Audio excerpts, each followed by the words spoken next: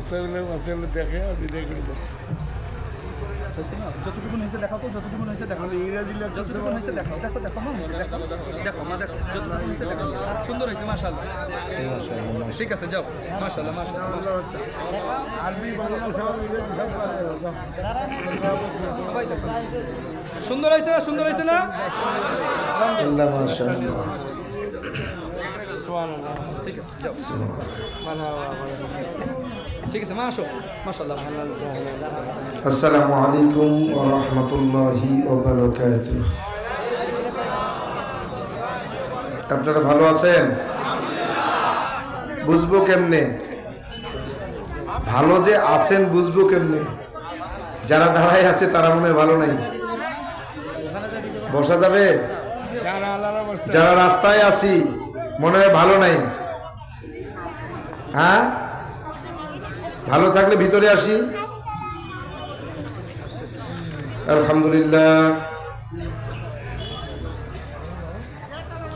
আলহামদুলিল্লাহ নাহমাদুহু ওয়া নাস্তাঈনুহু ওয়া নাস্তাগফিরুহু ওয়া নু'মিনু বিহি ওয়া নাতাওয়াক্কালু আলাইহি ওয়া নাউযু বিল্লাহি মিন শুরুরি আনফুসিনা ওয়া মিন সাইয়্যাতি আমালিনা।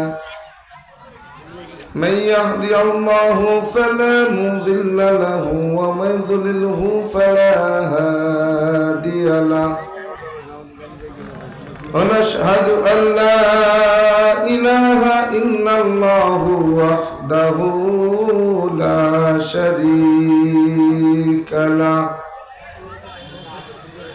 لا جد له ولا ند له ولا مثل له ونشهد أن سيدنا وسندنا وحبيبنا وحبيب ربنا وطبيبنا وطبيب قلوبنا ومولانا محمدا عبده ورسوله صلى الله تعالى عليه وعلى آله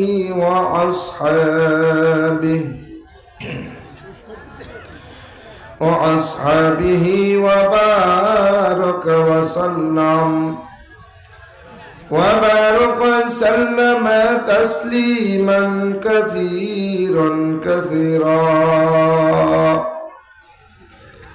الذي أرسله الله تعالى بالحق بشيرا ونذيرا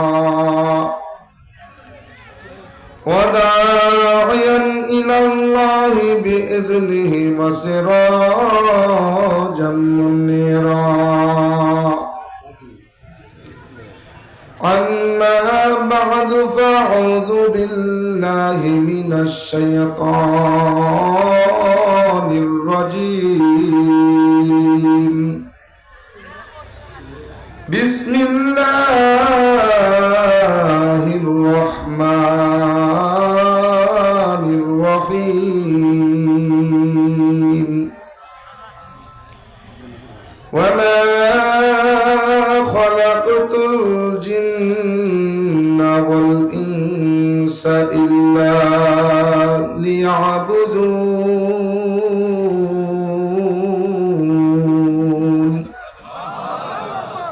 وقال رسول الله صلى الله عليه وآله وسلم: لا طاعة لمخلوق في معصية الخالق، أو كما قال النبي عليه الصلاة والسلام.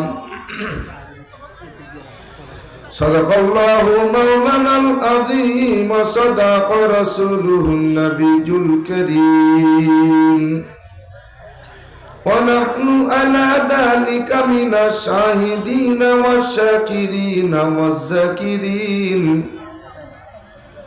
الحمد لله رب العالمين. اللهم صل على روح محمد في الأرواح وصل على جسد محمد في الأجساد وصل على قلب محمد في القلوب وصل على قبر محمد في القبور بجكر شهر چبینی در خرعشاست ولدانا دری معنا کے گوشاست نہ بلبل برگو نش تسبیح خلیست کہ ہر کارے بتسبیح زبانست مومن جی کرے خدا بسیارے وہ يدعوكن يدعو لا إله إلا الله لا إله إلا الله لا إله إلا الله لا إله إلا الله لا إله إلا الله لا إله إلا الله شرعي لا إله إلا الله لا إله إلا الله لا إله إلا الله شرعي لا إله إلا الله لا إله إلا الله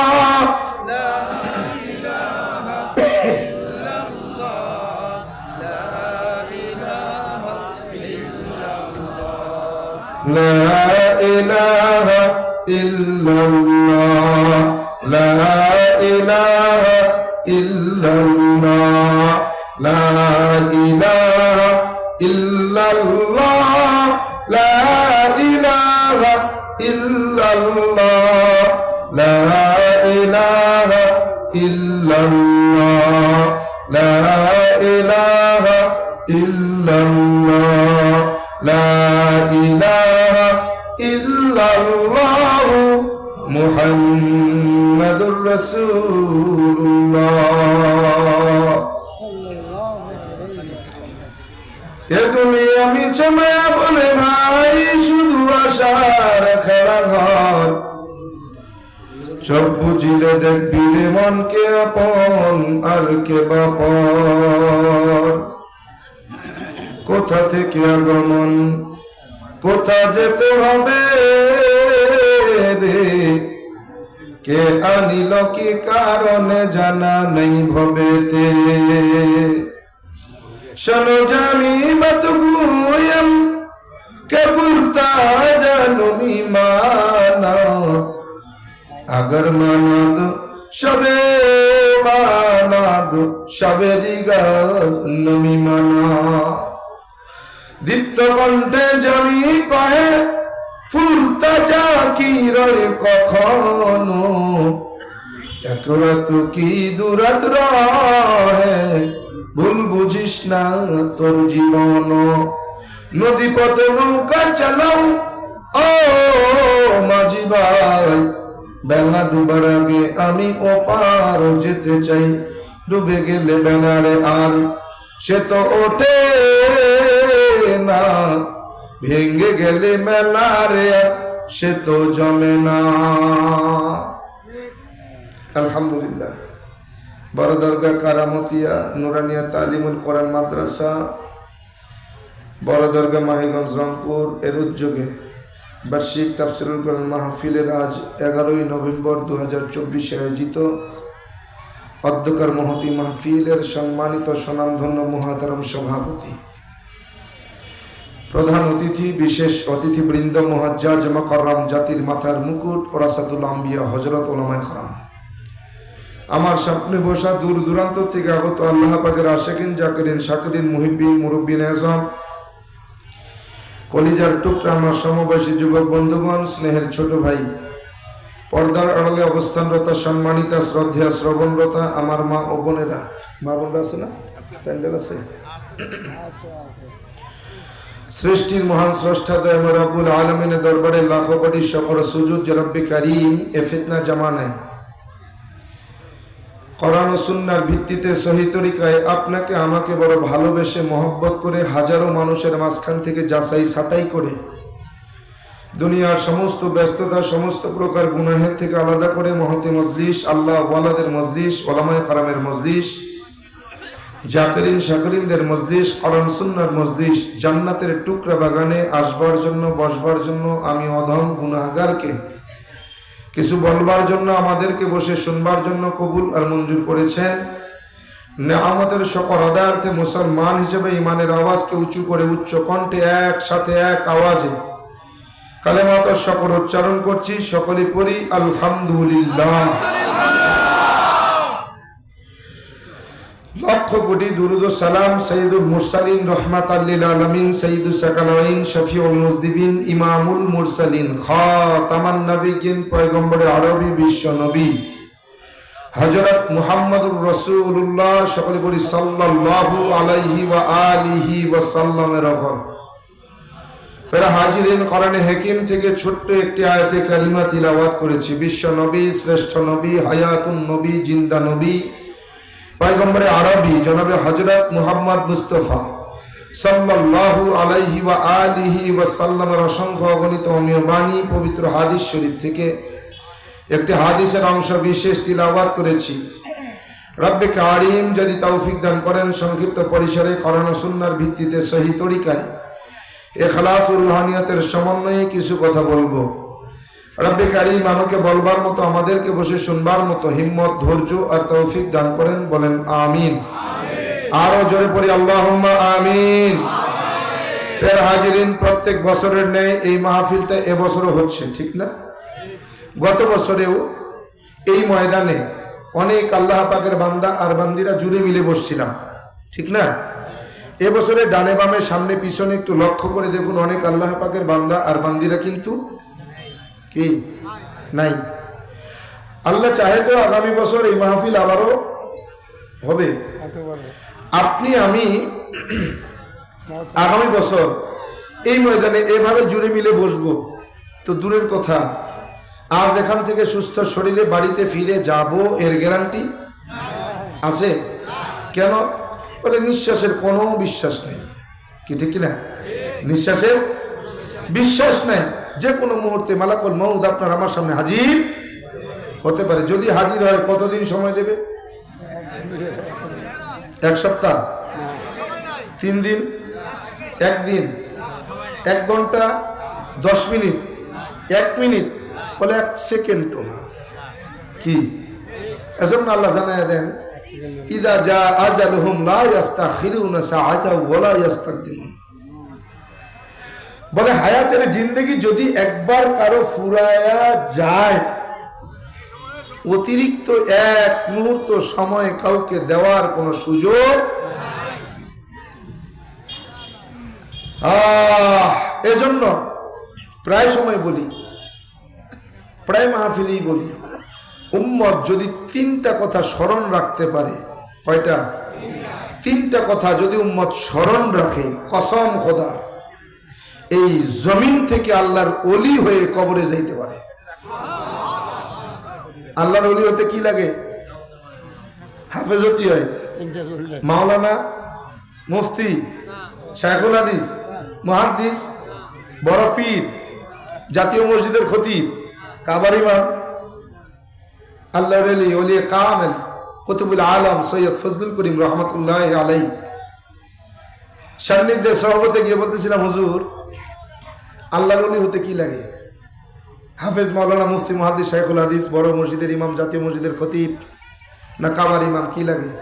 হুজুরকে বাজান, আল্লাহর ওলি হতে তেমন কিচ্ছু লাগে না। হাফেজ, মাওলানা, মুফতি, শায়খুল হাদিস, মুহাদ্দিস, বড় মসজিদের ইমাম, জাতীয় মসজিদের খতিব, কাবার ইমাম হতে হয় না। আল্লাহর ওলি হতে মাত্র গুনাহ ছাড়তে হয়। সুবহানাল্লাহ বলবেন না? কি লাগে? বলে আল্লাহর ওলি হতে চাও, গুনাহ ছেড়ে দাও, আল্লাহর ওলি হয়ে যাবো। গোনা ছাড়ি দাও। কি এক সাহাবী আল্লাহ রসুলের কাছে গিয়ে বলতেছেন, ইয়া রাসূলুল্লাহ, আমি 4টা গুনাহ করি, 4টা গুনাহ আমার দ্বারা হয়। বলে আমি চুরি করি, আমি ডাকাতি করি, আমি জেনা করি, আমি মিথ্যা কথা বলি।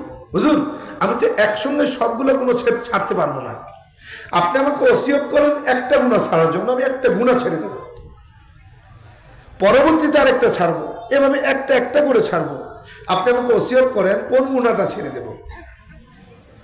আল্লাহ রাসূল সাল্লাল্লাহু আলাইহি ওয়া আলিহি ওয়াসাল্লাম কিছুক্ষণ চুপ করে থেকে কিছুক্ষণ পরে বললেন, সাহাবী, মিথ্যা কথা ছেড়ে দাও। সুবহানাল্লাহ বলবেন না? কি ছাড়তে বলছেন? সাহাবী তো খুশিতে বাগবাগ। আমারে চুরি ছাড়তে বলে নাই, ডাকাতি ছাড়তে বলে নাই, আমারে জেনা ছাড়তে বলে নাই, আমারে মিথ্যা ছাড়তে বলছে। কি আর রাসূলুল্লাহ, আপনার সামনে তওবা করলাম, আমি জীবনে আর কোনোদিন মিথ্যা কথা বলবো না। এক সপ্তাহ বলবো না, কি বলা লাগবে, কি করছে? তো গুনাহ ছেড়ে দিলেন, মিথ্যা কথা ছেড়ে দিলেন। সাহাবী তো খুশিতে বাগবাগ। ক্যামেরার ভাই কিনা, এবার চুরি করবো একবারে প্রকাশ্যে, ডাকাতি করবো সবাই জানবে, জেনা করবো ওপেনে, সমস্যা কি? আমার তো ছাড়তে বলে নাই, আমার ছাড়তে হয়েছে মিথ্যা কথা। মিথ্যা কথা ছেড়ে দিলাম। তো সাহাবী রাত্রেবেলা বের হয়েছেন, চুরি করতে যাবেন। সংসার চলবে কিভাবে? চুরি তো করতে হবে, উপার্জনের দরকার। তো রাত্রেবেলা চুরি করার জন্য পথে বের হয়েছেন, কিছু দূর গেছেন, যাওয়ার পরে হঠাৎ করে মনে পড়ছে, আচ্ছা আমি কোথায় যেতেছি? চুরি করতে। আচ্ছা আমি যে বাড়িতে চুরি করব, কালকে ফজরের সময় যদি আমার রসুলের কাছে অভিযোগ করে, জি ইয়া রাসূলুল্লাহ, আমার বাড়ি চুরি হয়েছে, তো চুরি তো আমিই করি, আল্লাহ রসুলের কাছে বইলেও আসছি, আল্লাহ রসুল জানে আমি চোর। আমার যদি ফজরের সময় ডাক দেয়া কয়, এই সাহাবী, অমুকের বাড়িতে চুরি হয়েছে, কে চুরি করছে? তাই তো মিথ্যা কথা আর বলা যাবে না, আমার তো স্বীকার করতে হবে যে হুজুর আমি চুরি করছি। তাহলে তো আমি এতক্ষণ তো আমার আল্লাহ, আমার রসুল আর আমি ছাড়া কেউ জানতো না যে আমি চোর। এবার তো হাটে হাড়ি ভাঙার মতো সবাই জেগে যাবে। তো চুরি করে যখন হজম করতেই পারবো না, তো চুরি করে লাভ কি? হ্যাঁ, যা চুরি করবো না। সুবহানাল্লাহ বলতেন না? কি ছাড়ছে? মিথ্যা কথা ছাড়তে গিয়া চুরি ছাড়ছে। আর ভাবতেছে চুরি তো ছাইড়াই দিলাম, আর সংসার চলবে কি দিয়া? ডাকাতি করা দরকার না, সংসার চালাবো কি দিয়া? উপার্জন কই? তাহলে কি করা যায়? ডাকাতি করতে হবে। কোথায়? বলে এই বড় দরগার থেকে পীরগঞ্জ রংপুর পর্যন্ত ফাঁকা জায়গা কোথায় আছে? ফাঁকা জায়গায় বসবো, যে আসবে তারই ধরবো, যা আছে নিমু, নিয়ে বাড়ির জন্য। ঠিক আছে, কথা যা কাজ। ঘর থেকে বের হয়েছে, রাস্তা দিয়ে যাইতেছে, রংপুরের ফাঁকা জায়গায় কোথায়?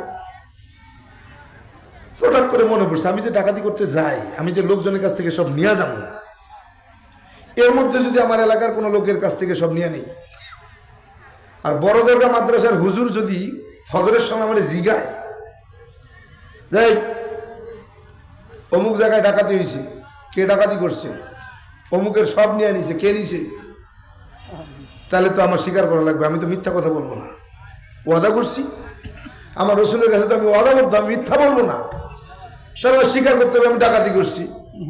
আর ডাকাতি কইরাও যদি হজম করতে না পারি, তাহলে ডাকাতি করে লাভ কি? কি ঠিক না? সাহাবী যা আর ডাকাতি করবো না, যা হজম করতে পারবো না তা করে লাভ কি?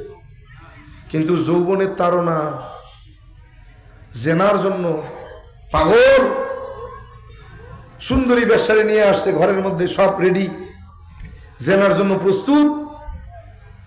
হঠাৎ করে মাথার মধ্যে খেলছে, হায় হায়, আমি যে জেনা করবো, এই মহিলা যদি কালকা রসুলের কাছে যায় অভিযোগ করে যে ইয়া রাসূলুল্লাহ, আপনার সাহাবীদের ভিতরে কে যেন আমার সঙ্গে জেনা করছে, আমি যে জেনা করি এটা তো আমার রসুল জানেন। সকালে যদি আমার রসুল জিগায় যে জেনা করছে কে, মিথ্যা কথা বলার কোনো সুযোগ, সত্য বলা লাগবে। তাইলে জেনা করে লাভ কি? সবাই জানবে, মানুষের সামনে কলঙ্কিত হবে। যা জেনা করবো না। তাহলে এক মিথ্যা কথা ছাড়তে গিয়া সব ছাড়ছে। এজন্য রাসূল বলেন সমস্ত গুনাহের মা হলো মিথ্যা কথা।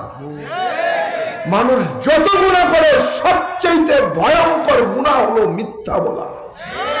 আমাদের সমাজে কম না বেশি? মিথ্যার যন্ত্র সবার হাতে হাতে নাই? কি সেটা? মিথ্যার যন্ত্র। যদি দেনাদার হয়, পাওনাদার ফোন দেয়, তাহলে তো কপাল পুড়ে গেছে। যদি পাওনাদারে দেনাদারের কাছে ফোন দেয়, এই আব্দুর রহমান,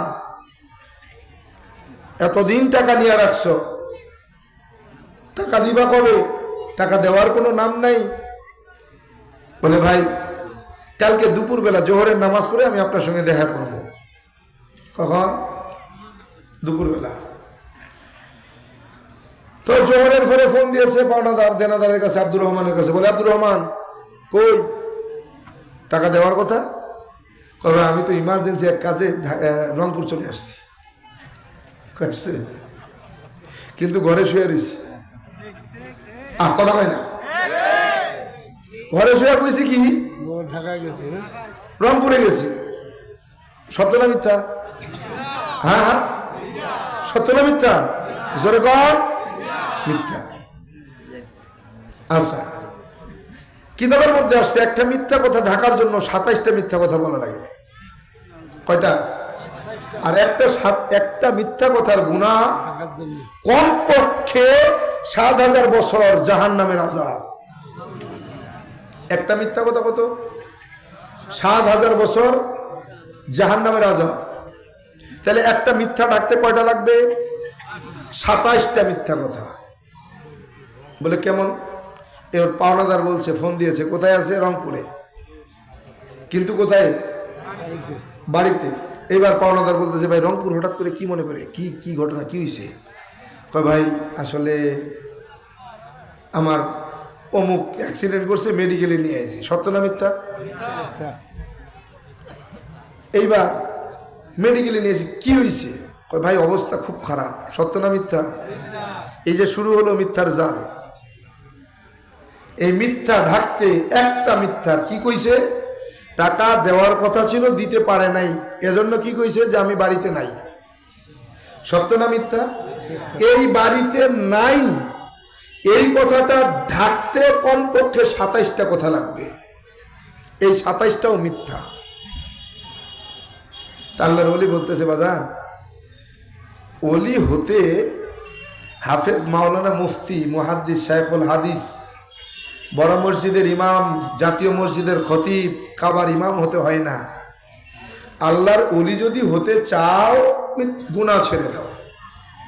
কি ছেড়ে দাও? গুনাহ ছেড়ে দাও। তুমি গুনাহ ছেড়েছো তো আল্লাহর ওলি হয়ে গেছো। কি জবান দিয়ে যা বলবে তা ঘটবে। আল্লাহর বন্ধু। কি সিদ্দিকিন কার বন্ধু? আল্লাহর বন্ধু, সরাসরি আল্লাহর বন্ধু। সিদ্দিকিন আর শুহাদা, শহীদ আর সিদ্দিকগণ রব্বে কারিমের বন্ধু হয়ে যায়। যে সত্যবাদী, যেমন সিদ্দিকে আকবর হযরতে আবু বকর সিদ্দিক রাদিয়াল্লাহু তাআলা আনহু, সিদ্দিক উপাধিটা এমনি এমনি পান নাই। কেমনে পাইছেন? আমার রাসূল মিরাজে গেছেন, মিরাজ থেকে আসছেন, আসার পরে চাচাদের সামনে বলছেন, কাফেরদের সামনে বলছেন, আল্লাহ তাআলা আমাকে এক রাতে আল্লাহর সমস্ত সৃষ্টি জগৎ ভ্রমণ করাইছেন। কাফেররা বিশ্বাস করে নাই। আবু বকরের কাছে যায় বলছেন, আবু বকর তোমার দোস্ত মুহাম্মদ এই নাকি এক রাত্রেই এশার নামাজের পরে গেছে, আইসা ফজর করছে, এর মধ্যে নাকি 27 বছর পার কইরা আল্লাহর সৃষ্টি জগৎ দেখছে। সুবহানাল্লাহ বলবেন না? কাফেররা বলছে কার কাছে? আবু বকরের কাছে। আবু বকর জিজ্ঞাসা করছে আবু বকরের কাছে যে এটা কি সম্ভব? এটা কখনো সম্ভব? আবু বকর সিদ্দিক রাদিয়াল্লাহু তাআলা আনহু বলতেছেন, হ্যাঁ বেঈমানেরা। কে বলছে? বলে মুহাম্মদ। বলে মুহাম্মদ বলছে? হ্যাঁ। বলে হ্যাঁ, মুহাম্মদ যদি বলে এটা সত্য। সুবহানাল্লাহ। না এই যে মোহাম্মদ যদি বলে এটা সত্য, আল্লাহ তাআলার কাছে কবুল হয়ে গেছে। আল্লাহ কয় সিদ্দিকে আকবর, হযরত আবু বকর, আজকের থেকে সিদ্দিকে আমিন, আজকের থেকে সত্যবাদীদের একটা মাপকাঠি। নবী নবুয়ত না পাওয়ার আগে মিথ্যা বলে নাই, আলামিন ছিল। আহা, তাহলে সত্য কথা বললে আমরা মনে করি কি দুর্বল ব্যক্তি, যে সত্য বলে তাকে কি ভাবি দুর্বল, যে মিথ্যা বলতে পারে তাকে ভাবি কি সত্যিবাদী।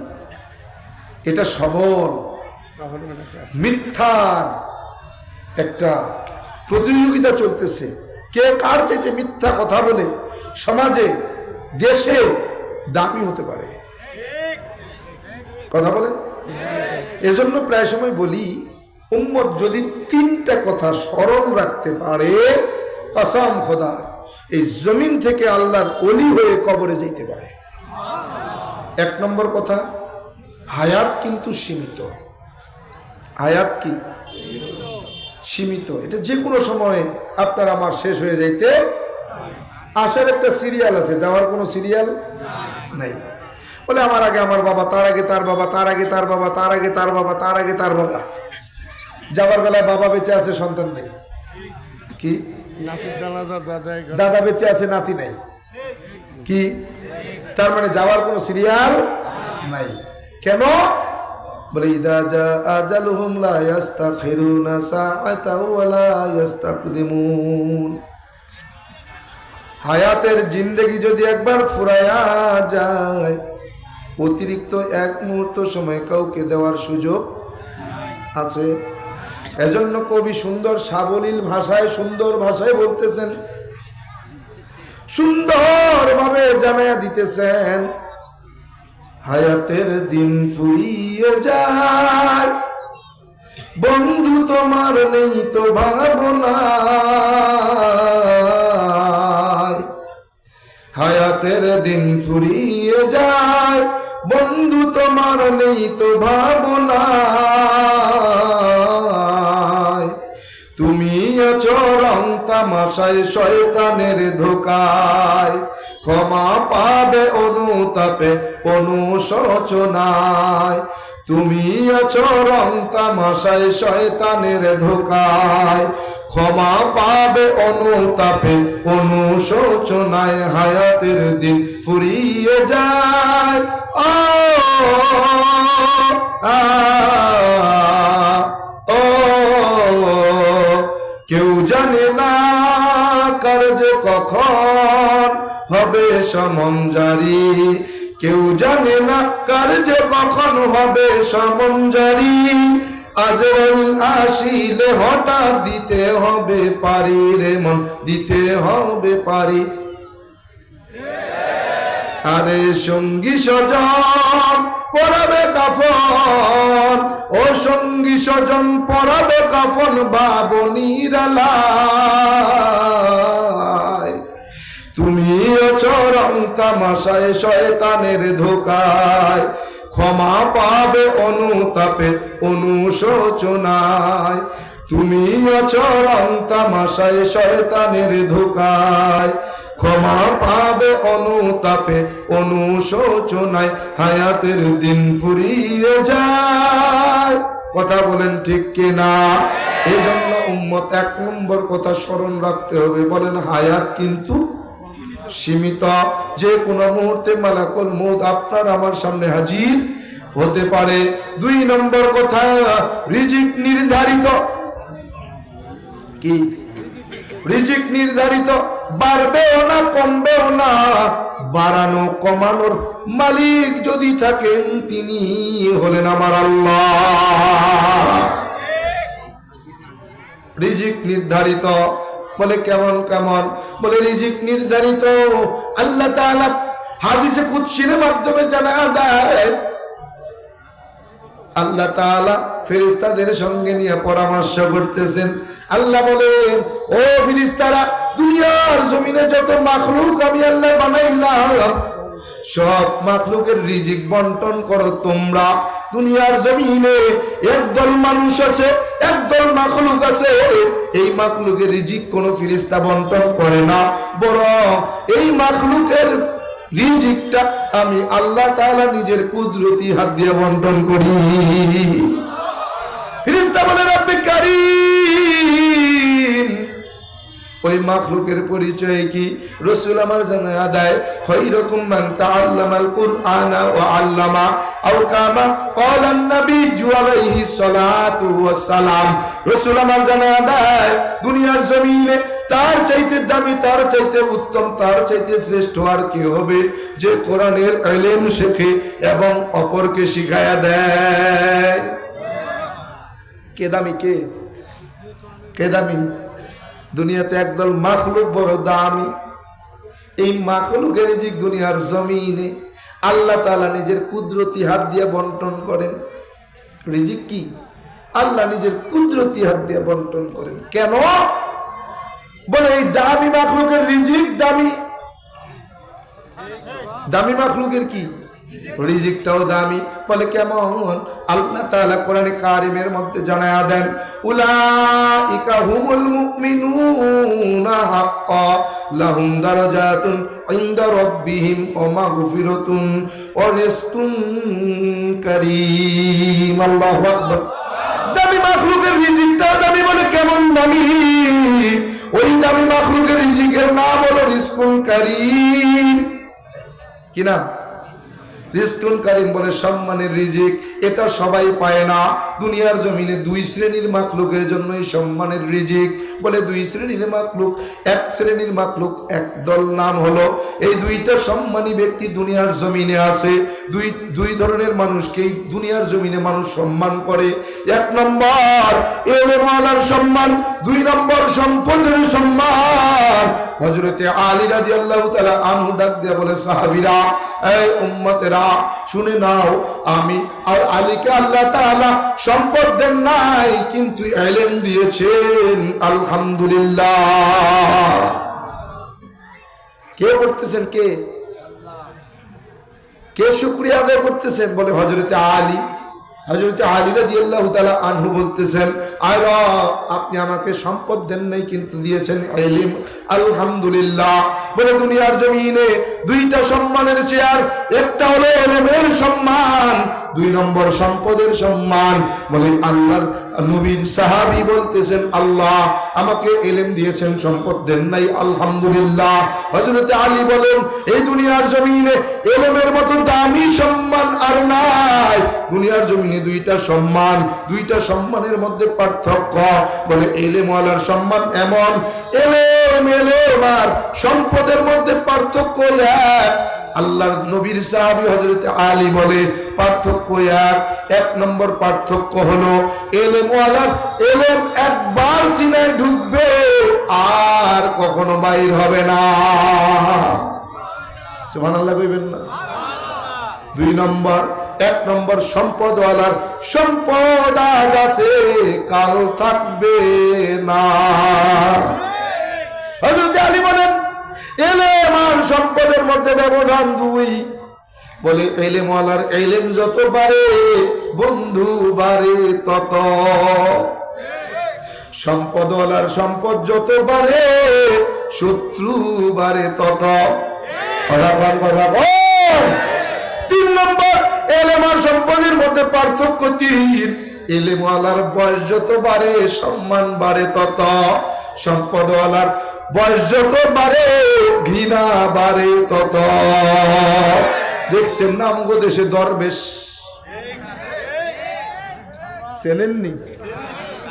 সালমান এফ রহমান কত বড় দরবেশ, কইতাম নি? কইলে আবার বেজার হইবেন না তো? হায় হায়, কত বড় দরবেশ! বলে শুধু ঘৃণায় ভরা, ঘৃণায় ভরা, ঘৃণায় ভরা। আল্লাহর নবীর সাহাবী হযরত আলী বলতেছেন, ও আল্লাহ, আপনি আমাকে সম্পদ দেন নাই কিন্তু ইলম দিয়েছেন, আলহামদুলিল্লাহ। বলে এমন দামি সম্পদ দুনিয়ার জমিনে এই ইলমের মতো দামি সম্পদ দ্বিতীয়টা নাই। ইলম একবার সিনায় ঢুকবে আর বাহির হবে না। হযরত আলী বলে হা একটা সময় সিনায় ইলমও থাকবে না। বলে যদি ইলমের সাথে দুইটা বেয়াদবি হয়, বলে দুইটা, এক নম্বর যদি ইলমওয়ালা ওস্তাদের সাথে বেয়াদবি করে এই সিনার মধ্যে থেকে ইলম বের হয়ে যায়। এই স্কুল কলেজ ভার্সিটি মাদ্রাসার ছাত্র আমার ভাইরা, ইলমওয়ালা ওস্তাদের সঙ্গে বেয়াদবি করার দরুন মাঝে মাঝে রাস্তায় দেখা যায় ইংরেজিতে কথা বলে পাগল, উর্দুতে কথা বলে পাগল, আরবিতে কথা বলে পাগল, কোরআন শরীফ পড়তে পারে বলে পাগল। কথা বলেন ঠিক কিনা? একটা কারণ হয় ইলমওয়ালা ওস্তাদের সাথে বেয়াদবি, দুই নম্বর ইলমের সাথে বেয়াদবি। বলে ইলমের সাথে আবার বেয়াদবি কেমন? বলে ইলম জানছে কিন্তু মানে নাই, ইলম অনুযায়ী জীবন সাজায় নাই। বলে এটাও এক সময় ইলম থাকবে না, এক সময় সিনার থেকে ইলম বের হয়ে যায়। এর গোলাম আমার নিজের চোখে দেখা ওস্তাদের সাথে বেয়াদবি করার কারণে ওস্তাদের সামনে ওস্তাদের ছাত্র সুদের সঙ্গে জড়াইয়া গেছে। আমার দেখা, আপনারা কি কইতাম? এজন্য ইলম বড় দামি সম্পদ। ইলমের মতো দামি সম্পদ দুনিয়াতে দ্বিতীয়টা নাই। কেমন কেমন দামি সম্পদ? এই ইলমটা পাইবে কোথা থেকে? তাহলে বলে ইলমে ফরিদা আলা কুল্লি মুসলিম। এরে বান্দা, আমার নবী বলে ইলম শিক্ষা করা প্রত্যেক নারী এবং পুরুষের উপরে ফরজ। কি আপনি হাসরে ময়দানে যায় বললেন আমি জানি না তাই মানি নাই, বলে এক ফিডা। কি এক ফিডা? এইবার কবে কেন মানো নাই, কেন জানো নাই, কেন জানো নাই, এমনি আরেক ফিডা। যেটা না যাই না কবে আল্লাহ জানি না মানি নাই, এর জন্য ডবল ফিডা। যেটা কবে আল্লাহ জানতাম কিন্তু মানি নাই, এর একটা ফিডা। আপনি যাই না মানেন নাই এজন্য কি এক ফিডা, কিন্তু আপনি জানেন নাই মানেন নাই এই কথা বলে দুই ফিডা। আপনি জানেন নাই কেন? কি এক নম্বরে কেন জানেন নাই? এই ইলম শিখতে হবে মাদ্রাসার মক্তব থেকে, কিন্তু আমাদের দেশে এখন ব্রাক ছায়া গেছে, ব্রাক ব্রাক কথা কয় না। কি শিখাবে? কি কয়? ইংলিশ মিডিয়াম, ইংরেজিতে কথা বলা। কবরে গেলে ফিরিস্তায় ফিডানের ছোড়ে শহীদ জ্ঞানদার। ইংলিশ মিডিয়াম, ইংরেজি, কালিল্লাহে তাকবীর। ইংরেজি শিক্ষার কি পরিবর্তন হয়েছে দেখছেন নি? কালিল্লাহে তাকবীর, তাকবীর হয়ে গেছে তাকবীর। নাউজুবিল্লাহ বলেন না। ইংরেজি ভাষার একটা গুণ। আরবি তো আরবি, আরবি যদি ইংলিশ বানাইতে চায় তাহলে হবে? হ্যাঁ, ইংরেজি শিক্ষা কয় ইংলিশ মিডিয়ামে পড়া আমার ছেলে বড় ইংরেজি হয়ে গেছে। ইংরেজি কপাল ফুরবে, অপেক্ষা কর। কথা কয় না? এজন্য ইলম শিখতে হবে মাদ্রাসার মক্তবের মধ্য থেকে। এখন যদি বলেন হুজুর আমার বয়স হয়ে গেছে, এখন কি করা? আমার দ্বারা তো এখন সম্ভব না, অসম্ভব। আল্লাহর রাসূল বলেন সাহাবীরা রে, ও আমার উম্মতেরা, দুনিয়ার জমিনে চলতে গিয়ে পাঁচটা জিনিসের আমল করবা। এক নম্বর, নিজে আলেম হও। কি হও? নিজে কি হও? যদি না পারো তোমার বংশের একজনকে আলেম বানাও। কাকে? যদি তাও না পারো ইলম বানানোর কারখানায় সহযোগিতা করে দান করো। তোমার অর্থ তোমার সম্পদ খায়া আলেম তৈরি হবে। কি? যদি তাও তোমার সামর্থ্যে না কুলায় আলেমদেরকে মোহব্বত করো। কি করো? মোহব্বত আসেনি? খালি আলেম যদি একটু খালি গায়ে ভরা কয়, সুদখোরের সামনে যদি সুদের ওয়াজ করে, আলেমের জবাই করা দরকার। কথা কয় না? কথা কয় না? ঘুষখোরের সামনে যদি কয় ঘুষখোরের জান্নাত নাই, করে বেতন দিব না, না খায় মুরুক্কা। কথা কয় না? আলেমদের মহব্বত করো, যদি মহব্বত করতে না পারো খবরদার 5 নম্বর কাজ করবি না। তাইলে কি হবে? কয় দুনিয়াও শেষ, আখেরাতও শেষ। দুনিয়া আখেরাত দুটাই খতম। বলে কি কি? বলে 5 নম্বরটা হলো আলেমের বিরোধিতা করিও না। কি কি কি? কথা কয় না, কথা কয় না। বড় দুঃখ ও পরিতাপের বিষয়, গতকালকের ঘটনা বলছি। সাতক্ষীরার জমিনে, আমরা তো সাতক্ষীরা থেকে বক্তা প্রায় সময় আনি, উত্তরবঙ্গে আনি না।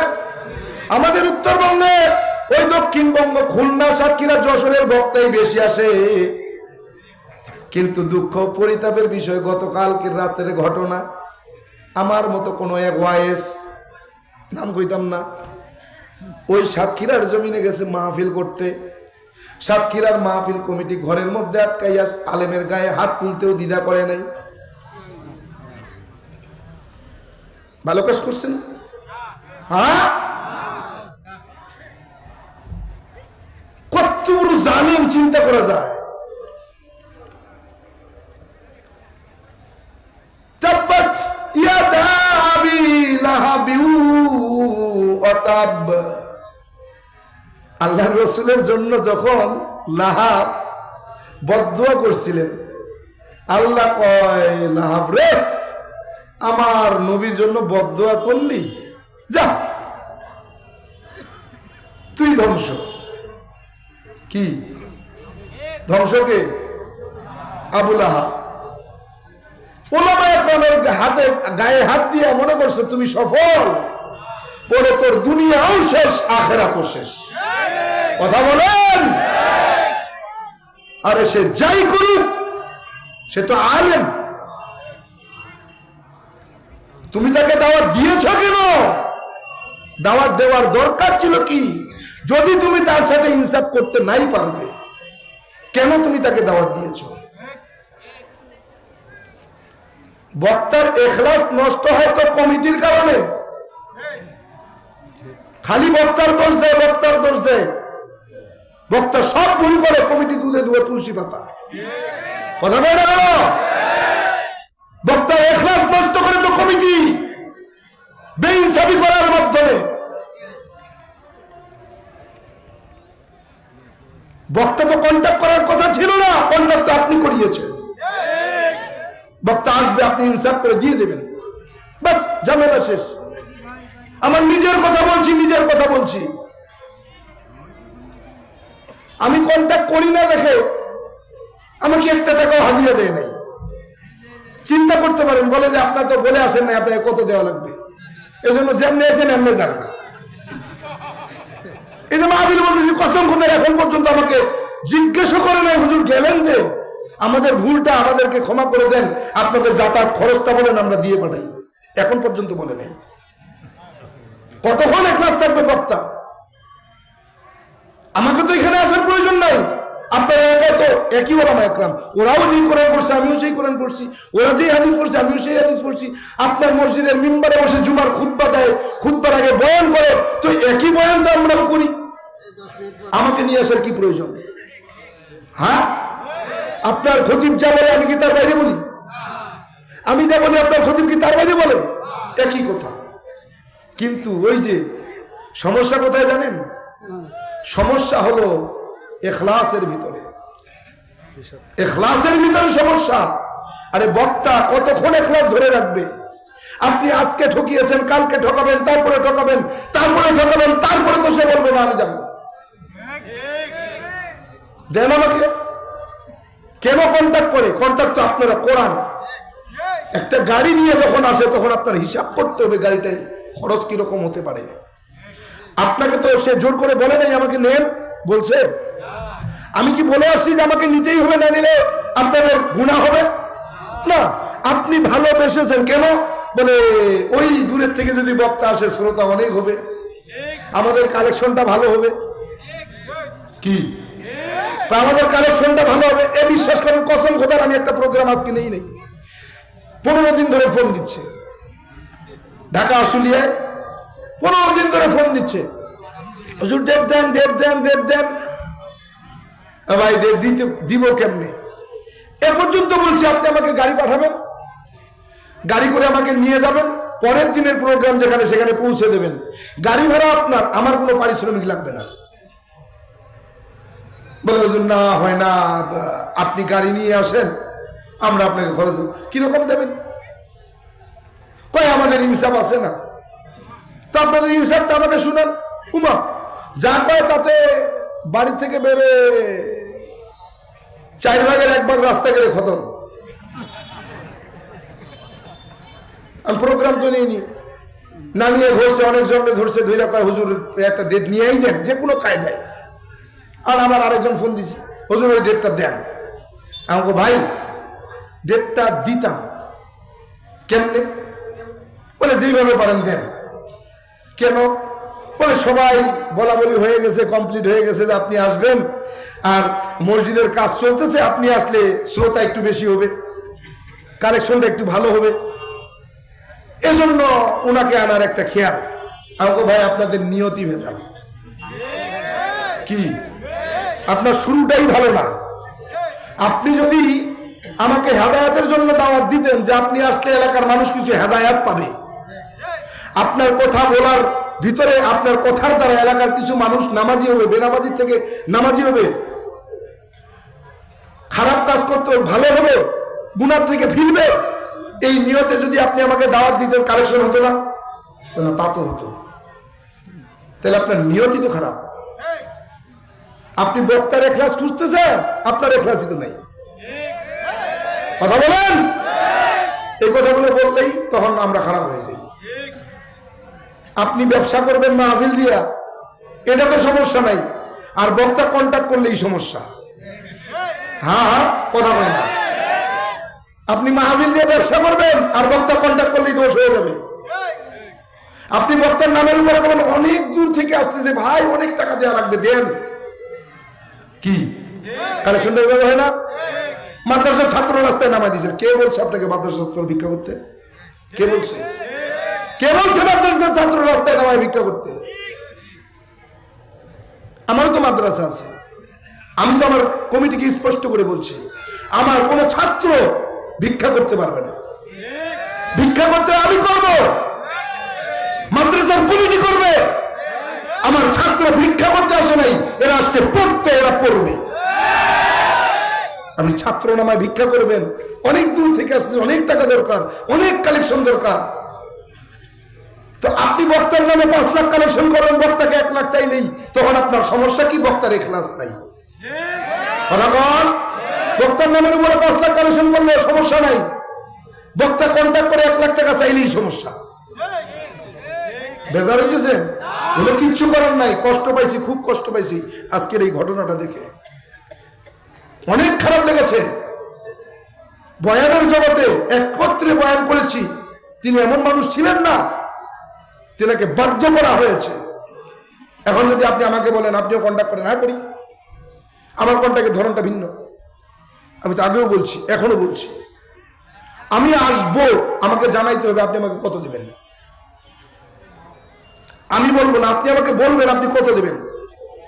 যদি দেখি যে হ্যাঁ আলহামদুলিল্লাহ যাওয়া আসা করে আমার কিছু পারিশ্রমিক থাকবে, আলহামদুলিল্লাহ আমি নিয়ে নেব। যদি আপনি খরচ বাদ দিয়েও আবার কম যে না হুজুর এই আমরা দিব, এখন দেখতেছি আমার খরচই হয় না, তখন আমি কি করব? ইখলাস আর থাকবে? এবার কন্ট্যাক্ট বাদ দিব, ভাই নিলে নেন, না নিলে না নেন। কি এটা দোষ হয়ে গেল আমাদের? আপনি বেইনসাফি করবেন, আবার আপনারাই বক্তাদের ইখলাস বেখলাসি বক্তা বলবেন, তা তো হবে না। আপনারাই সব দায়িত্ব নিয়ে নেবেন, ওলামা ইকরামকে কোনো দায়িত্ব দেবেন না, তা হয় না। কি কথা বল কেন ভাই? এজন্য বলছি, এলেম মাদ্রাসা থেকে শিখতে হয়, আর এই মাদ্রাসায় ছাত্ররা আসে এলেম শেখার জন্য, ভিক্ষাবৃত্তি শেখার জন্য নয়। ভিক্ষা করবেন আপনি, মাদ্রাসা চালাবেন আপনি, কেমনে চালাবেন আপনার ব্যাপার। আপনি ছাত্র দিয়ে ভিক্ষা করাবেন, আর আবার বলবেন যে অমুক বক্তারে এত দেওয়া লাগে, তমুক বক্তারে এত দেওয়া লাগে, তমুক বক্তারে এই দেওয়া লাগে, সেই দেওয়া লাগে, এত কেন? এত টাকা করে কি? আপনি টাকা কালেকশন করবেন আর বক্তা নিয়ে গেলেই দোষ হয়ে যাবে। কি খারাপ লাগতেছে না? লাগার কথা। এগুলো কথা বলতেছি এজন্য বলতেছি, কারণ গত রাত্রে যে ঘটনাটা, এটা স্পর্শকাতর একটা ঘটনা। একজন আলেমের গায়ে হাত দিতে পারে না, সে যত বড় অন্যায় করুন। আপনি একজন আলেমের গায়ে হাত তুলবেন, এই স্পর্ধা আপনাকে কে দিয়েছে?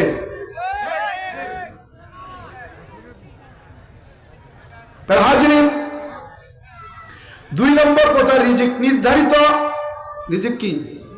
বাড়বেও না, কমবেও না। যদি বাড়ানো কমানোর ক্ষমতা থাকে, সেই ক্ষমতার মালিক কে? আল্লাহ।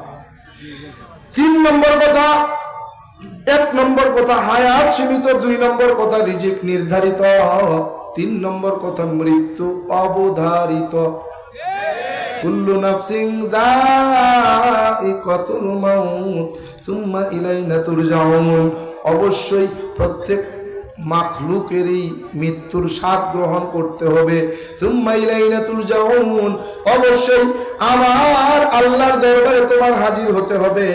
পালায়া বাঁচতে পারবা না।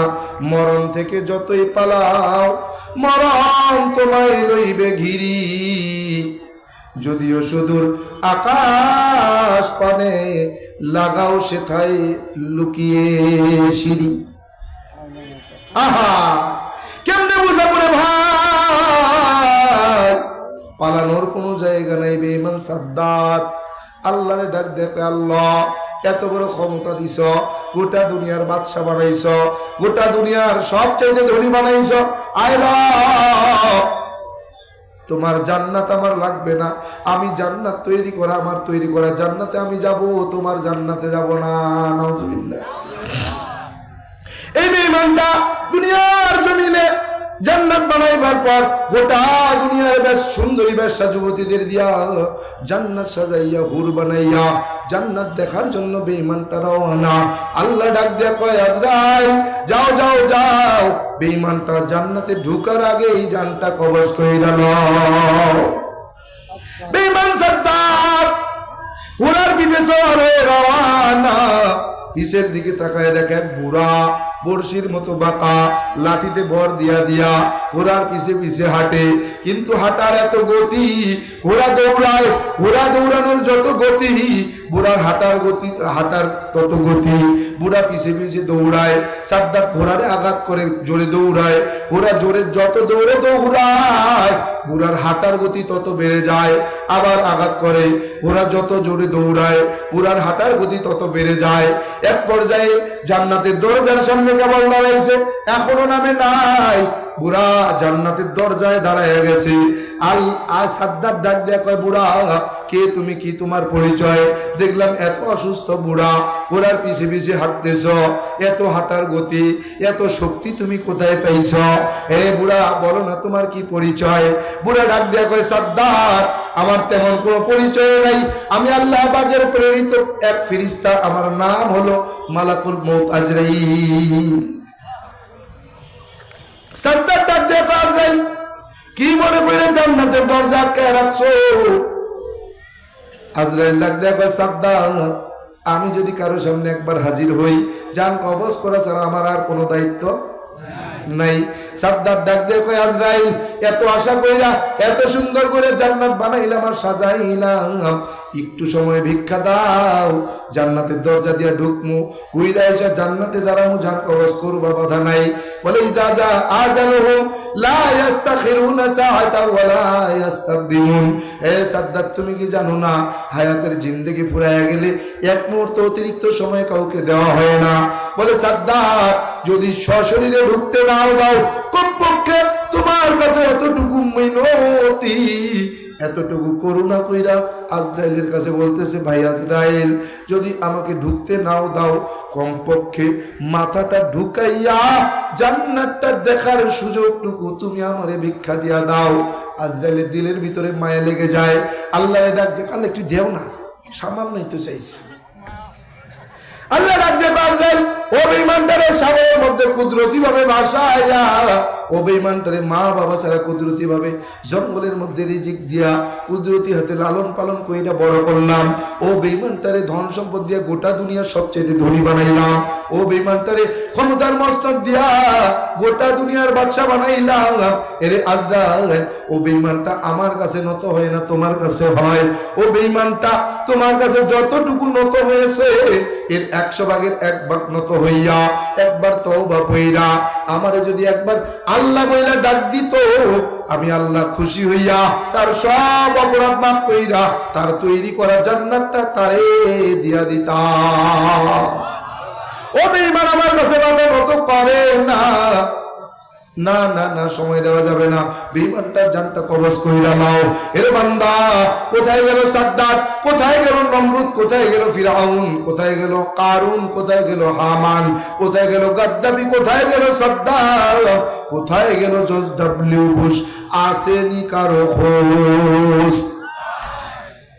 এই মালিগঞ্জ বড় এলাকার টাকা হলো ক্ষমতাওয়ালা ভাই, কিসের এত টাকার গরম, ক্ষমতার গরম? মাঝে মাঝে শোনা যায় টাকার গরমে, ক্ষমতার গরমে ওলামা একরামের সঙ্গেও খারাপ ব্যবহার করতে দ্বিধা করো না রে ভাই। মাঝে মাঝে শোনা যায় মসজিদের ইমামের সঙ্গেও ভালো আচরণ করো না। মাঝে মাঝে শোনা যায় মসজিদের মুয়াজ্জিনের সঙ্গে গোলামের মতো আচরণ করো। এই টাকার বাহাদুরি, ক্ষমতার বাহাদুরি কয়েকদিন, আজ আছে কাল থাকবে না। কোটি টাকার মালিক দেখো অভাব হয় না দূর, কোটি টাকার মালিক দেখো অভাব হয় না দূর, গরিব ঘুমায় আরাম করে মনটা বাহাদুর। ফিরআউনের লাশটা দেখো মিশর জাদু ঘরে, খায় না মাটি পোকা মাছি সবাই ঘৃণা করে। হৃদয়ে থাকি বেজার নম্রতা সদা, রহমত আসিবে সেথা প্রভুর আদা। বড়র বড়াই থাকলে দিলে রহমত আসবে না, নিজেকে নিজে ছোট মনে করিও সদা। উঁচু জমিন থেকে পানি নিচু জমিনে যায়, তেমনি খোদার রহমত আসে নম্রতার হৃদয়। ভোগবিলাসের বাড়ি গাড়ি পরে রবে সব, ভোগবিলাসের বাড়ি গাড়ি পরে রবে সব, থাকতে সময় স্মরণ করো আল্লাহ আমার রব, থাকতে সময় স্মরণ করো আল্লাহ আমার রব। আমাদের রব কি? চিৎকার দিয়ে বলেন আমাদের রব কে? ইন্নাল্লাযীনা ক্বালু রাব্বুনাল্লাহ, ইন্নাল্লাযীনা ক্বালু রাব্বুনাল্লাহু সুম্মা ইসতাকামু ফালা খাউফুন আলাইহিম ওয়ালা হুম ইয়াহজানুন।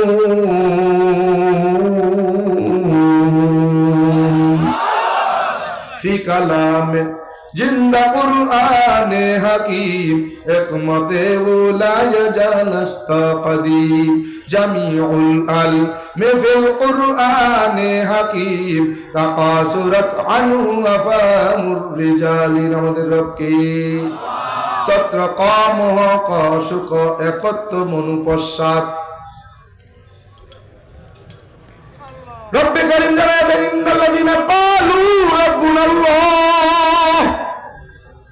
নিশ্চয়ই যারা আমি এই রবকে আল্লাহ বলে মেনে নিয়েছে, ফালা খাউফুন, দুনিয়ার জমিনে তার কোনো ভয় নাই, ওয়ালা হুম ইয়াহজানুন, কাল আখিরাতের জিন্দেগিতেও তার কোনো চিন্তা নাই। হিন্দুরা তাদের ধর্মগ্রন্থ বেদের মধ্যে বলে আসেনি আশেপাশে, হ্যাঁ কইতাম সমস্যা হইতো না তো, বুঝছেন? কিন্তু পরে দেখা গেলেন আমারে ফালায় আপনারা চলে গেলেন।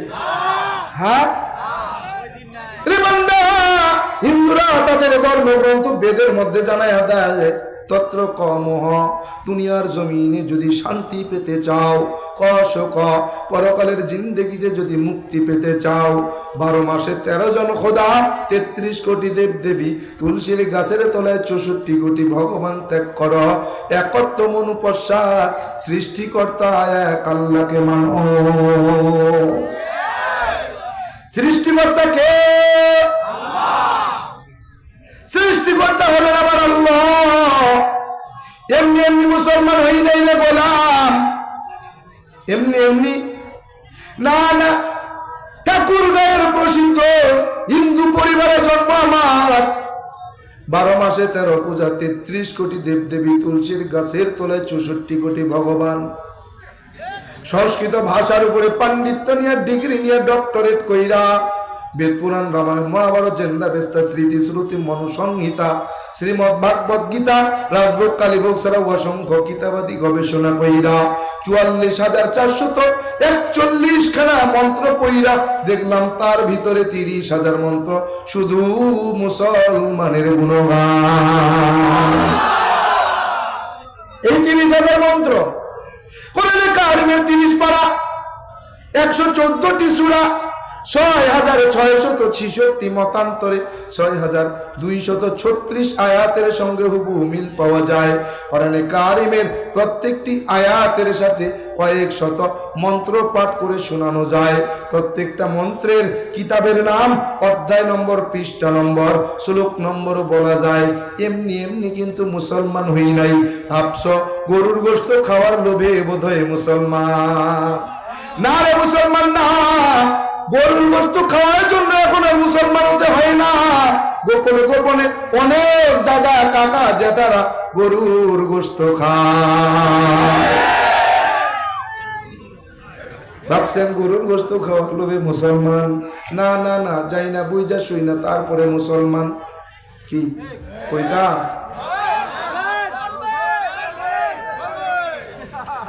বেশি গুণ চলতো না। 12টা বাজে, আমি 12টার মধ্যে শেষ করতে চাইছিলাম। কিছু বলবো? লুৎফর ভাই কইতাম না 12টায় শেষ করার কথা আছে। হ্যাঁ আল্লাহ, সামান্য কিছু শুরু। যদি মনে করি হিন্দু ধর্মের গ্রন্থগুলো থেকেই শুধু ইসলামের প্রশংসা আপনাদেরকে শোনায়া যাব, তাও সম্ভব। কোরআন ধরবই না, কোরআন থাক, কোরআন বাদ দিয়া শুধু তাদের ধর্মগ্রন্থগুলো নিয়ে ইসলামের সৌন্দর্য ফুটাইয়া তুলব, তাও সম্ভব। এমনি এমনি মুসলমান হই নাই। এ পর্যন্ত আমি গুনাহগারের হাত দিয়ে 2 শতাধিক, 200-রও বেশি অমুসলিম কালেমা পড়ে মুসলমান হয়েছে, এমনি হয় নাই। ভাবছো এমনি এমনি মুসলমান? না না, বাংলাদেশে ন মুসলিম তো অনেক আছে, অনেক ন মুসলিম আছে, কিন্তু আমি একেবারে ব্যতিক্রমী ন মুসলিম। আমি যদি কাউরে ধরি ছাড়ি না, কাউরে যদি টার্গেট করি ওরে আর ছাড় দিই না। ওর কালেমা পড়াই লাগবে, না পড়া পর্যন্ত ছাড় নাই। কততে কালেমা পড়বি না, কোন জায়গায় তুই বাধা, তোর সমস্যা কোন জায়গায় আমাকে দেখা। বাংলাদেশে কত বড় বড় পণ্ডিত, কত বড় বড় পুরোহিত।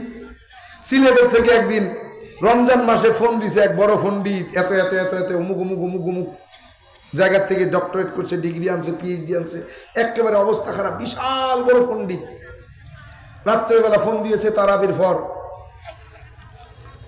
ফোন দিয়ে প্রথম কথা কয় আপনি আব্দুর রহমান জামি? জি। আপনার তো জন্মেরই ঠিক নাই। প্রথম শুরু, আপনার মায়ের চরিত্র ভালো ছিল না। শুরু হলো, 42 মিনিট পর্যন্ত শুধু গালাগাল দিয়েছে। পাশের থেকে হালিয়া কয় ফোন কাটেন না কেন, কি শুনতেছেন? জবাবও দেন না, ফোনও কাটতেছেন না, কাহিনীটা কি? আমাকে দেখতে চাই। ও যে এতগুলো ডিগ্রির কথা বললো, ও কত বড় ডিগ্রিধারী, কতক্ষণ গালি দিতে পারে, আমি একটু শেষ দেখতে চাই। আলিয়া বলতেছে মানে? আমাকে ধৈর্য ধরো না, দেখো না কি হয়। 42 মিনিট পরে বলছি ভাই আপনার গালাগালি কি শেষ হয়েছে একটু? কয় কেন? আমি 2টা কথা কমু। কয় কি? আমাকে ভাই আপনি তো আপনার নামের আগে এতগুলো ডিগ্রি বললেন, তার মানে আপনি অনেক বড় জ্ঞানী। কিন্তু আমার কাছে মনে হলো মানে জ্ঞানী তো ছাই, আপনার মতো মূর্খ দুনিয়াতে দ্বিতীয়টা নাই। আমি কথা কইলে থেমে গেছি, কথা কয় না। আমাকে দাদা আপনি এত বড় পণ্ডিত, আপনি আপনার ধর্মগ্রন্থ পড়েন নাই? আপনার ধর্মগ্রন্থ স্পষ্ট করে বলতেছে গালি দেওয়া নাকি মহাপাপ। তুই এত গালি দিলেন, আপনার ধর্ম আপনাকে এই শিক্ষা দেয় নাই যে কাউকে গালি দেওয়া যায় না, গালি দিলে কবিরা গুনাহ হয়, মহাপাপ হয়, আপনি জানেন না? তা আপনি কেমন পণ্ডিত আমার তো বুঝে আসে না। ফোনটা কাটছে, আর কথা নাই, কথা ছাড়া ফোন কাটছে, আজ পর্যন্ত আর ফোন দেয় নাই। কতজন ও ইন্ডিয়া থেকে এক ছাগল, ছাগল করি, এক ছাগল চ্যালেঞ্জ করছে আমারে, ডিবেট করবে কোথায়, কয় ভিডিও কনফারেন্সের মাধ্যমে। কি মৌলভী যদি আমাকে বুঝাইয়া দিতে পারে তাহলে আমি মুসলমান হব, আর যদি বুঝাতে না পারে তাহলে তাকে স্বধর্মে ফিরে আসা লাগবে।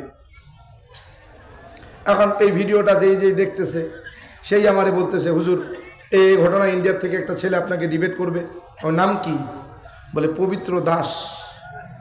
দুর্মিয়া, ব্রাহ্মণ হইলেও না চিন্তা ভাবনা করতাম, যদি দাস মানে নমশূদ্র, হিন্দুদের মধ্যে সবচাইতে নিম্ন কাস্টের লোক, ওর চাইতে নিম্ন কাস্টার নাই, ওই মেথর আমার চুপিয়ে মুছি যা, ওর তাই তোর সঙ্গে কি ডিবেট করবো? হ্যাঁ যদি ব্রাহ্মণ হইতো কমপক্ষে তাও না একটা ডিবেটের চিন্তা ভাবনা করতাম। তো হ্যাঁ হয়েছে ইন্ডিয়ায়, আমি বাংলাদেশে, কে ডিবেট করতাম? হ্যাঁ রে সামনেই কি করব, সামনে বইয়া ডিবেট করুক, কিতাব নিয়ে আসুক। এই যে আজকে আপনাদের রাজবাড়ি জমিদার বাড়িতে গেছিলাম, ওইখানে দেখে আসছি কিছু সংস্কৃত ভাষার লেখা কিতাবের কিছু রেফারেন্স আছে। এছাড়া বাংলাদেশ শুধু না, ভারতেও সংস্কৃত ভাষার কোনো গ্রন্থ এখন আর তালাশ করে পাওয়া যায় না। আমি রামায়ণ, মহাভারত, তারপরে ওই যে কল্কি পুরাণ এইসব দেখলাম জমিদার বাড়িতে, দেখে মনে করলাম যাক, কিন্তু আটকানো তো, ওটার থেকে দলিল নিতে গেলেও তো দেওয়ার কায়দা নেই। এখন আমাকে যদি দলিল দিতে হয় সেই সংস্কৃত ভাষায় লিখা দলিল দিতে হবে, তাছাড়া আমি আপনার দলিল মানব না। আপনি মন মতো কইবেন যে এইটা না এইটা, তাই আমি মেনে নিব? পাগল হয়েছি আমি রেফারেন্স বলবো, তুমি মিলাবা, সামনে বসে মিলাবা, মিলায় যদি ভুল প্রমাণ করো তাইলে না আমি তোমার স্বধর্মে ফিরে যাব। যদি ভুল প্রমাণ না করতে পারো তাহলে তুমি ইসলাম গ্রহণ করবা। আমি ভিডিও কনফারেন্সে করে কি হবে? তুই ইন্ডিয়া যদি ইসলাম গ্রহণ না করো, তোমার মাথায় বাড়ি দিয়ে কেউ ইসলাম গ্রহণ করাবে? হ্যাঁ, তো তোমার সঙ্গে কিসের ডিবেট? আমি পরে ওর পেজের মধ্যে ঢুকে দেখি আমার আগে তিনি ডক্টর মিজানুর রহমান আজরি সাহেবের চ্যালেঞ্জ করছেন, ডিবেটের চ্যালেঞ্জ দিচ্ছেন। তার আগে দেখতেছি ডাক্তার জাকির নায়েককে চ্যালেঞ্জ করছেন। আমাকে তাহলে তো কি ছাগল ছাড়া কি করবেন? ছাগল না, ও তো ডিবেট করতে আর কারো বাদ দিল না। ওই মানে একটু ভাইরাল রোগ আছে না, ভাইরাল রোগ, পেজে কিছু ইনকাম হবে, আমগো কিছু মুসলমানরাও আছে এইটা নিয়ে ভাইরাল করে, এইটা শেয়ার করে, কয় দেখাও হুজুরে, দেখাও হুজুরে, দেখাও। ওই দেখাইতে যায় হে যে টাকাটা নিয়ে যায় বাংলাদেশে, এটার কি খোঁজ আছে? হ্যাঁ, চিন্তা করা যায়। ছাগলের সঙ্গে বলে বসে, আরে বসতে হয়তো সমানে সমানে, কি সমানে সমানে বসতে হয়, সমানে সমানে লড়াই হয়। খেলোয়াড় যদি মাঠে খেলতে না জানে, এরা নিয়ে খেলে লাভ কি? কথা বল, হেরে নিয়ে কি দিবে? তুই ইন্ডিয়ায় বইয়া থাক, তোর সঙ্গে কোনো ডিবেট নেই। কি এমনি এমনি মুসলমান হয়েছে মনে করছে? বাবা, পাণ্ডিত্য নিয়ে, ডিগ্রি নিয়ে, গবেষণা কইরা বাবার সামনে গিয়া বসে বলতেছি, বাবা বলবো মানে আবার মুনাফিকের গোষ্ঠী আছে না, কয় জীবনী ছাড়া হিন্দুরা কইব কি? ন মুসলিমের কাম তো জীবনী ক, এটি জানে কি কোরআন হাদিসে কিছু বোঝেনি, এই খালি জীবনী কইব, বাপ দাদার কাহিনী কইব। মুনাফিকের গোষ্ঠী আছে না, খালি দূর ন মুসলিম কি জন্য দাওয়াত দিছে রে, খালি খালি এই তাফসির করবো, কি তাফসির করবো? না মুসলিমের জীবনী, সাহাবা একরামের জীবনী পড়েই তো আজকে বাংলাদেশে মুসলমান শতকরা 92 জন। কি জীবনের মধ্যে হেদায়াত নাই? আল্লাহ কেমনে একজন মানুষকে ঘুরাই নিয়ে আসতেছেন, অমুসলিম থেকে মুসলমান বানাইতেছেন, এক ধর্ম থেকে আরেক ধর্মে নিয়ে আসতেছেন, এটার চিন্তা নাই? আহা, বাবার কাছে গিয়ে বলতেছি, বাবা আপনি আমারে পণ্ডিত বানাইছেন কেন? বলে আমি চিরকাল থাকবো না, আমার অবর্তমানে আমার দায়িত্ব পালন করা লাগবে জন্ম। বললাম বাবা আমি পণ্ডিত গিয়ে যা পড়লাম আপনিও তাই পড়ছেন? বলে হ্যাঁ। বললাম বাবা আমি যা জানি আপনিও তাই জানেন? বলে হ্যাঁ। বললাম বাবা আমি যা বুঝি আপনিও তাই বুঝেন? বলে হ্যাঁ। বললাম বাবা জানেন বুঝেন কিন্তু মানেন না, কারণটা কি জানতে চাই? বলে মানতে পারি না। বলে আমার সম্মান, আমার ঐশ্বর্য, আমার প্রতিপত্তি, আমার স্থপতি আমাকে মানতে দেয় না, আমাকে বাধা দেয়।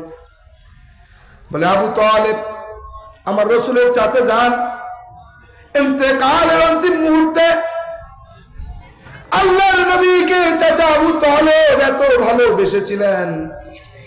আমার নবী ডাক দিয়ে বলে সাহাবীরা রে, ও কিয়ামত পর্যন্ত উম্মতেরা শুনে নাও, আমার চাচা আমাকে এত পরিমাণে ভালোবেসেছেন, কিয়ামত পর্যন্ত যত উম্মতি মুহাম্মদী দুনিয়াতে আসবে সব উম্মতে মুহাম্মদীর ভালোবাসা যদি এক পাল্লায় দেওয়া হয়, আমার চাচা আবু তালেবের ভালোবাসার পাল্লা এক পাল্লায় দেওয়া হয়, আবু তালেব আমার চাচার ভালোবাসার পাল্লাটা ভারী হয়ে যাবে।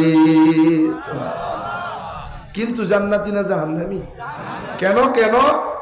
বলে ফাত্তাবিউনি তাবাইন, ভালোবাসা নয় বলে অনুসরণ অনুকরণ করা। তাবা আইন শব্দের অর্থ অনুসরণ অনুকরণ, বলে তাবা আইন শব্দের অর্থ ভালোবাসা না, বলে অনুসরণ অনুকরণ না করার কারণে আবু তালেবের মতো ভালোবাসার একজন মানুষ জাহান্নামী হয়ে গেল। আবু তালেবের ইন্তেকালের মুহূর্তে আবু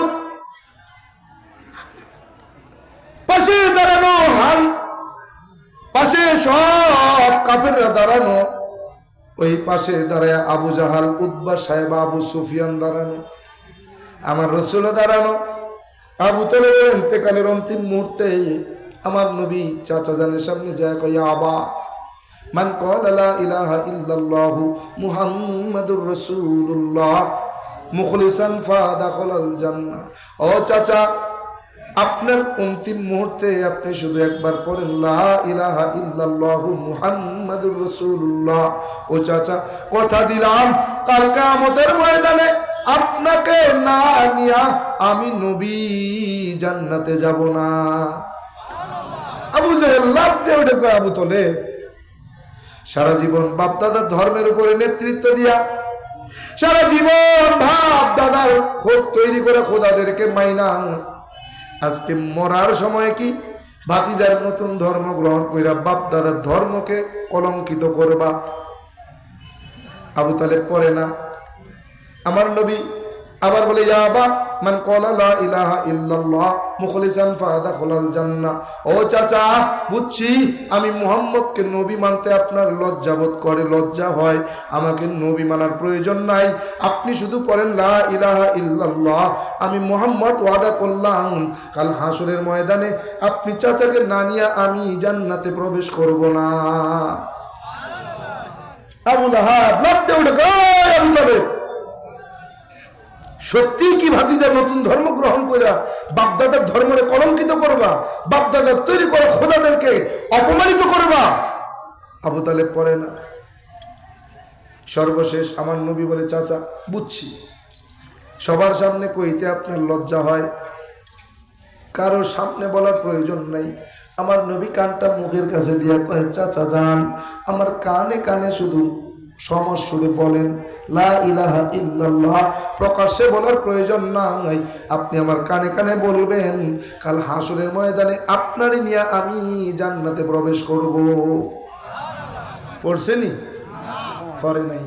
বাবারে কইলাম বাবা আপনি জানেন কিন্তু মানেন না, কেন মানেন না? বলে মানতে পারি না, আমার সমাজ আমাকে মানতে দেয় না, আমার আত্মীয় স্বজন মুরব্বীরা আমাকে মানতে দেয় না, আমার ঐশ্বর্য আমার প্রতিপত্তি আমাকে মানতে দেয় না, আমি মানতে পারি না। বললাম বাবা তাইলে আমাকে একটু বলবেন আমার জানার মধ্যে কোনো ভুল ত্রুটি আছে কিনা একটু প্রমাণ করতে চাই। বলে কি? বললাম বাবা রাজভোগ কিতাবের 1292 পৃষ্ঠার মধ্যে একখানা মন্ত্র দেখে আসলাম, ওই মন্ত্রের ব্যাখ্যা জানতে চাই। বলে কি মন্ত্র? বললাম বাবা কৃষ্ণ কৃষ্ণ শ্রীনন্দকেশ সর্বনাম যুগে। বাবাই কয় মানে কি বল? বললাম বাবা ভগবান শ্রীকৃষ্ণ বলতেছেন আমি ভগবান শ্রীকৃষ্ণ যুগে যুগে কালে কালে মানব কল্যাণে অগণিত অবতার হয়ে দুনিয়ার জমিনে অবতরণ করলাম। সমস্ত অবতারগণ আমি ভগবান শ্রীকৃষ্ণকে ভগবান বইলা মাইনা নিলেন। নাউজুবিল্লাহ বলেন। বাবা মা ঠিকই তো আছে। বললাম ঠিক নাই। কয় কেন? বললাম বাবা স্রষ্টা যখন সৃষ্টি হয় তখন এই সৃষ্টিকে কোন স্রষ্টা নিয়ন্ত্রণ করে? স্রষ্টা যখন সৃষ্টি হয় তখন এই স্রষ্টাকে কোন স্রষ্টা নিয়ন্ত্রণ করে? বাবা বলে ভগবান শ্রীকৃষ্ণ। বললাম না হয় না, হতেই পারে না। বলে কেন? বললাম বাবা ভগবান শ্রীকৃষ্ণ মানুষের কল্যাণে স্রষ্টার থেকে সৃষ্টি হয়ে গেলেন, এই সৃষ্টিকে তিনি আর নিয়ন্ত্রণ করতে পারেন না, তিনি নিজেই তখন সৃষ্টি, তাকে নিয়ন্ত্রণ করার জন্য আরেকজন স্রষ্টার দরকার। বলে কি বলতে চাও? বললাম বাবা ভগবান শ্রীকৃষ্ণ যখন মানব কল্যাণে মানুষের উপকারে পূর্ব আকাশে সূর্য হয়ে ঝুলে গেছেন, ওই সূর্য নামক দেবতাকে কোন স্রষ্টা নিয়ন্ত্রণ করেছেন? বাবা কয় ভগবান শ্রীকৃষ্ণ। বললাম হতে পারে না। বলে কেন? বললাম বাবা স্রষ্টা কখনো স্রষ্টা হয়ে সৃষ্টি হলে সৃষ্টি কখনো আর স্রষ্টা হতে পারে না। বলে কেমন?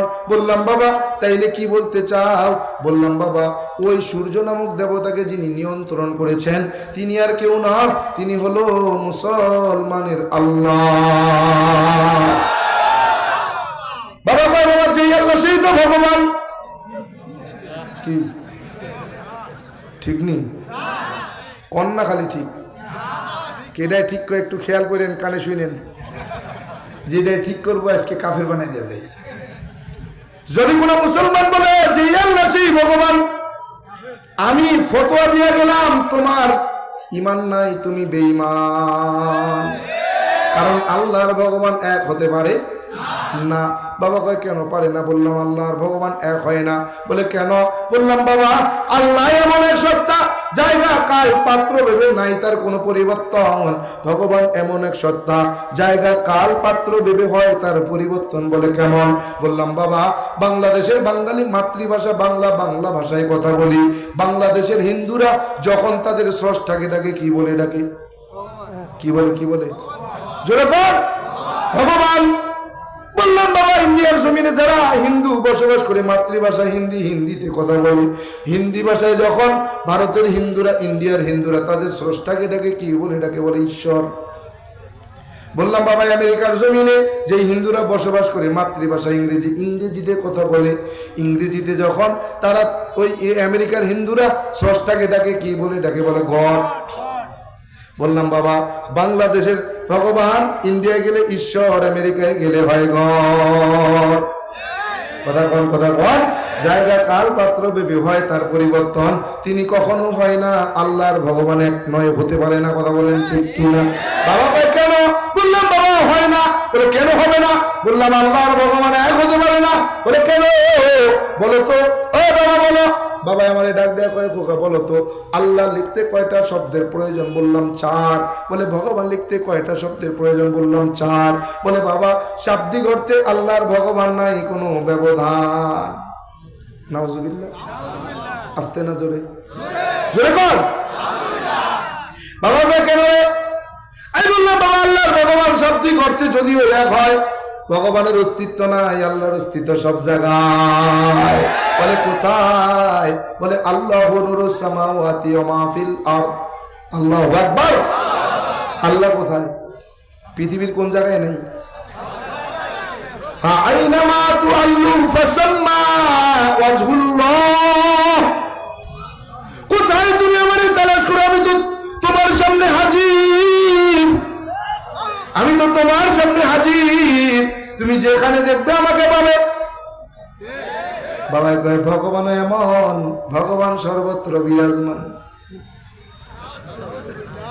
বললাম বাবা মেনে নিলাম, আল্লাহর ভগবান এক, কিন্তু না না, ভগবানের কোনো অস্তিত্ব নাই, আল্লাহর অস্তিত্ব সব জায়গায়। বলে কেমন?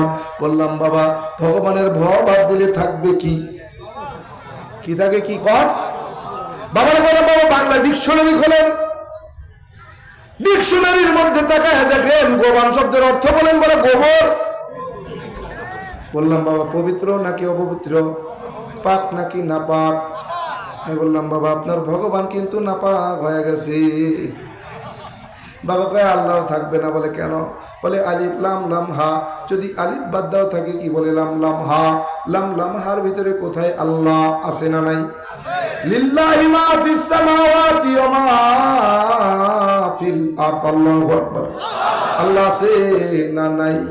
বললাম বাবা গোবানের গোবার দিন থাকবে কি? বান, বান শব্দের অর্থ ডিকশনারি থেকে বলবেন, বলে দুইটা। এক নম্বরে বন্যা, হামাতি জেলা বন্যা হয় ওই সময় হামা কি কইলা? হ্যাঁ হামাতি বন্যা হলে কি কই? আমা বান হয়েছে কই না? এক নম্বরে বন্যা, দুই নম্বরে গাভীর ওলান। কি গাভীর বান্ডার যে কায় নজর দিন, কি কয় না কয় না? দুই নম্বরে গাভীর ওলান। বললাম বাবা আপনার ভগবান কিন্তু গাভীর ওলান। বলে বাবা আল্লাহ নাই। বলে কেমন? বলে লাম মধ্যেও থাকবে কি? বলে লাম হা। বলে লাম হার ভিতরে কোথায় আল্লাহ আছে না নাই? লাহু মা ফিস সামাওয়াতি ওয়া মা ফিল আরদ, আল্লাহু আকবার। আল্লাহ আছে না নাই? আল্লাহ এখনো আছে। বাবাই কয় বাবার এই ডাক দিয়ে কই বাবা বানের বাদ দিলাম থাকলো কি? বলে ন। ন বাংলা ডিকশনারি থেকে বলে ন শব্দের মানে কি? বলে দুইটা। এক নম্বর আমাদের আঞ্চলিক ভাষায় যখন আমরা গণনা করি 5 6 7 8 9 10 আছে না নাই? এক নম্বরে গণনার নয়, দুই নম্বরে নাই, তার মানে ভগবানের কোনো অস্তিত্ব নাই, আল্লাহর অস্তিত্ব সব জায়গায়। আল্লাহ নাই। বলে কেমন? বলে লাম হা, লাম বাদ দাও থাকবে কি? বলে হা। হার ভিতরে কেমনে তুমি আল্লাহরে দেখাবা? আছে না নাই? হু আল্লাহুল্লাযী লা ইলাহা ইল্লা হু, আল্লাহ আছে নাই? আল্লাহ আছে। বাবা কই কি বলতে চাও? বললাম বাবা শুধু এখানেই শেষ না, এখানেই শেষ না। বলে কেমন? বললাম বাবা সৃষ্টিকর্তা কয়জন? 12 মাসে 13 জন, 33 কোটি দেবদেবী, তুলসীর গাছের তলায় 64 কোটি ভগবান। বলে না না সৃষ্টিকর্তা একজন, একমে বা দ্বিতীয়ম। বলে সৃষ্টিকর্তা আমি এক, অদ্বিতীয়, একম এবং অদ্বৈতম, আমি কারো মুখাপেক্ষী নই, বরং সমস্ত সৃষ্টি জগৎ আমার মুখাপেক্ষী। একম ব্রহ্মা দৈত্য নাস্তি নহিনা নাস্তি কিঞ্চন, আমি সৃষ্টিকর্তা, খাই না ঘুমাই না, স্ত্রী নাই সন্তান নাই, জন্ম দেই নাই, জন্মগ্রহণও আমি করি নাই। আল্লাহ তাআলা জানায়া দেয়, হে নবী জানায়া দেন, বলে দেন হু আল্লাহু আহাদ, আমি আল্লাহ এক অদ্বিতীয়, আল্লাহুস সামাদ, আমি কারো মুখাপেক্ষী নই, বরং সমস্ত সৃষ্টি জগৎ আমার মুখাপেক্ষী। লাম ইয়ালিদ ওয়া লাম ইউলাদ, আমি জন্ম দেই নাই, জন্মগ্রহণ করি নাই। ওয়া লাম ইয়াকুল লাহু কুফুয়ান আহাদ, আমি খাই না ঘুমাই না, স্ত্রীও নাই, সন্তানও আমার নাই। কথা বলেন ঠিক কি না? বাবা কয় আর কি বলতে পারো? বললাম বাবা এই পৃথিবীর জমিনে 1250টা ধর্মগ্রন্থ পাওয়া যায়, এমন একটা ধর্মগ্রন্থ নাই যেখানে ইসলাম শ্রেষ্ঠ ধর্ম এই কথা বলে নাই। বলে কেমন? বললাম বাবা তাওরাত খুলবেন, হিব্রু ভাষায় লেখা, তাওরাতের মধ্যে বলা হয়েছে ইসলাম শ্রেষ্ঠ জীবন বিধান। ওই ইনজিল জবুর খুলবেন, জবুরের মধ্যে বলা হলো ইসলাম শ্রেষ্ঠ জীবন বিধান। আপনি ইনজিল খোলেন, ইনজিলের মধ্যে লেখা আছে ইসলাম শ্রেষ্ঠ জীবন বিধান। আপনি মুসলমানের কোরআন খুলে দেখেন, কোরআনের মধ্যে বলা হয়েছে ইন্নাদ দীনা ইনদাল্লাহিল ইসলাম, নিশ্চয়ই আমি আল্লাহ তাআলার কাছে পছন্দের জীবন বিধানের নাম ইসলাম। আপনি হিন্দু ধর্মের বেদ খোলেন, ইদাং ইসলানাং অসাং ইল্লাল্লাহ, বাবা কয় মানে কি? ইদাং শব্দের অর্থ দিন বা জীবন বিধান, ইসলানাং শব্দের অর্থ ইসলাম, অসাং শব্দের অর্থ পছন্দ করা বা মনোনীত হওয়া, ইল্লাল্লাহ শব্দের অর্থ হলো আল্লাহ। এক কথায় সৃষ্টিকর্তার পছন্দ করা জীবন বিধানের নাম ইসলাম। তাইলে 12 মাসে 13 জন, 33 কোটি দেবদেবী, তুলসীর গাছের তলায় 64 কোটি ভগবান, এর প্রমাণ কোথায়? বাবা কয় আমার জানা নাই। তাহলে মানো কেন? বলে পূর্বপুরুষ বাপদাদা করছে তাই। সব শেষ। বাবা কয় কি রে খোকা, কি বলতে চাও? বললাম কিছুই বলতে চাই না। না তস্য প্রতিমা আসতে, সৃষ্টিকর্তার কোনো প্রতিমূর্তি হয় না, প্রতিচ্ছবি হয় না, আকার নাই, আকৃতি নাই, দেখা যায় না, ধরা যায় না, ছোঁয়া যায় না, লাল নীল হলুদ না সবুজ তা অনুভবও করা যায় না। যায় নাকি? যায় নাকি? না না না। বাবা কয় কি বলতে চাও? বললাম বাবা কিছুই বলতে চাই না। ও বাবা আমি শুধু এতটুকু প্রমাণ করতে চাই আমি যা জানি আপনি তা জানেন কিনা? বলে হ্যাঁ হ্যাঁ সব জানি। বললাম বাবা তাইলে আপনার সঙ্গে আর কোনো কথা নাই, আপনিও যা জানেন আমিও তাই জানি। বলে বাবা তুমি যা জানো আমিও তা জানি, তুমি মানতে পারো আমি মানতে পারি না।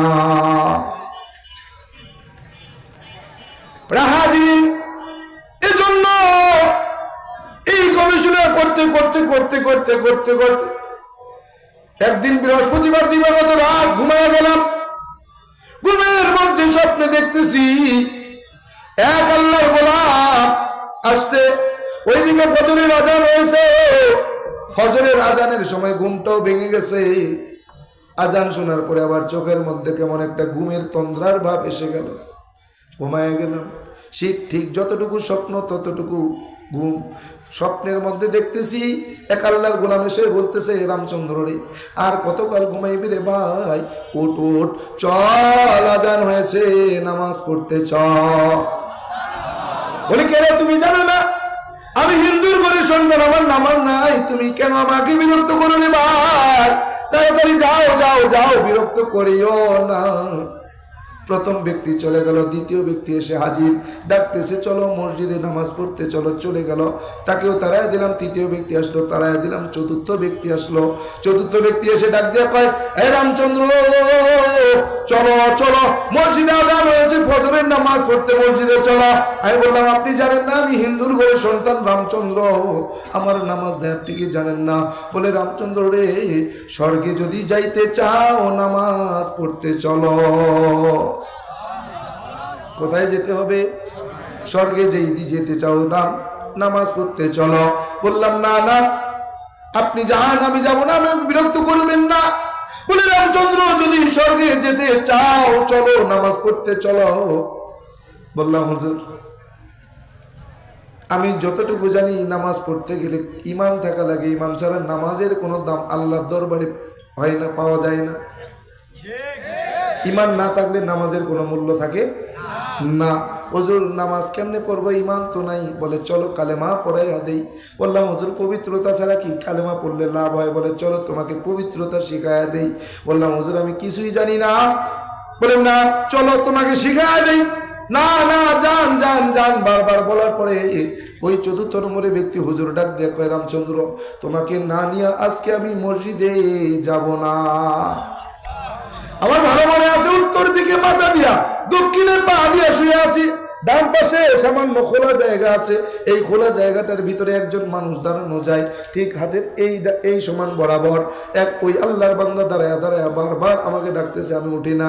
আমার স্পষ্ট মনে আছে এই জায়গাটায় ওই চতুর্থ নম্বর হুজুর আমার ডান হাতের এই জায়গাটায় ধইরা টান দিয়ে উঠায় বসায় দিয়া কয় রামচন্দ্র চলো। বারবার যখন না বলতেছিলাম উনি আমার ডান হাতটা শক্ত করে ধরে টানতে টানতে মসজিদের দিকে নিয়ে যায়। বললাম হুজুর কোথায় নিয়ে যান, আমি তো পবিত্রতা জানি না। বলে চলো তোমাকে পবিত্রতা শিখায় দেয়। উনি আমাদের অজু বানায় নিয়ে বলে রামচন্দ্র অজু বানায় না। বললাম হুজুর আমি তো অজু জানি না। বলে আমি যেইভাবে করি তুমি সেইভাবে অজু করো, ওইভাবে অজু করে তুমি রেডি হও। উনি আমাকে দেখায় দেয়, দেখায় দিয়া দিয়ে অজু বানাইয়া যখন অজু শেষ হয়ে গেল উনি আমাকে ধইরা টানতে টানতে মসজিদের সামনে নিয়া দাঁড় করায় দিয়া মুসল্লিদের ডাক দিয়েছে, মুসল্লিরা রে আয় আয় আয় আয় আয়, জান্নাতি মানুষ দেখবি নাকি আয় আয়। মুসল্লিগুলো দূরে আসে দেখে আমি রামচন্দ্র। বলে হুজুর মস্করা করেন, ও তো হিন্দুর ঘরে সন্তান, রামচন্দ্র কেমনে জান্নাতি হয়? বলে মুসল্লিরা তোমরা কি জানো না, মান ক্বালা লা ইলাহা ইল্লাল্লাহু মুহাম্মাদুর রাসূলুল্লাহ মুখলিসান ফাদাখালাল জান্নাহ। এই রামচন্দ্র যদি কালেমা পড়ে নেয়, কালেমা পড়ে যদি তার ইন্তেকাল হয়ে যায়, তোমাদের যদি একসাথে ইন্তেকাল হয় তোমাদের জান্নাতে যাইতে দেরি হবে, কিন্তু এই রামচন্দ্র হিন্দু যুবকটা কালেমা পড়ে ইন্তেকাল করলে জান্নাতে যাইতে তার কোনো দেরি নাই। মুসল্লিগুলো দৌড়ে এসে কেউ কোলাকুলি করে, কেউ মোসাফা করে, কেউ গালের মধ্যে চুমু দেয়, কেউ কপালের মধ্যে চুমু দেয়, কেমন যেন পাগলের মতো হয়ে গেল। আমার টানতে টানতে মসজিদের ভিতরে নিয়ে বসাইয়া চারপাশে গোল হয়ে বসলেন। চতুর্থ নম্বরের ব্যক্তি আমার সামনে হাঁটুর সঙ্গে হাঁটু লাগাইয়া দিয়া বসলেন। বলতেছে রামচন্দ্র পড়ো, আমার সাথে কালেমা পড়ো। উনি আমার এই কালেমা তালকিন দিতেছেন, বারবার বলতেছেন রামচন্দ্র পড়ো লা ইলাহা ইল্লাল্লাহু মুহাম্মাদুর রাসূলুল্লাহ। উনি আমারে বারবার বারবার কালেমা পড়াইতেছেন, আশহাদু আল্লা ইলাহা ইল্লাল্লাহু ওয়াহদাহু লা শারীকা লা ওয়া আশহাদু আন্না মুহাম্মাদান আবদুহু ওয়া রাসূলুহু।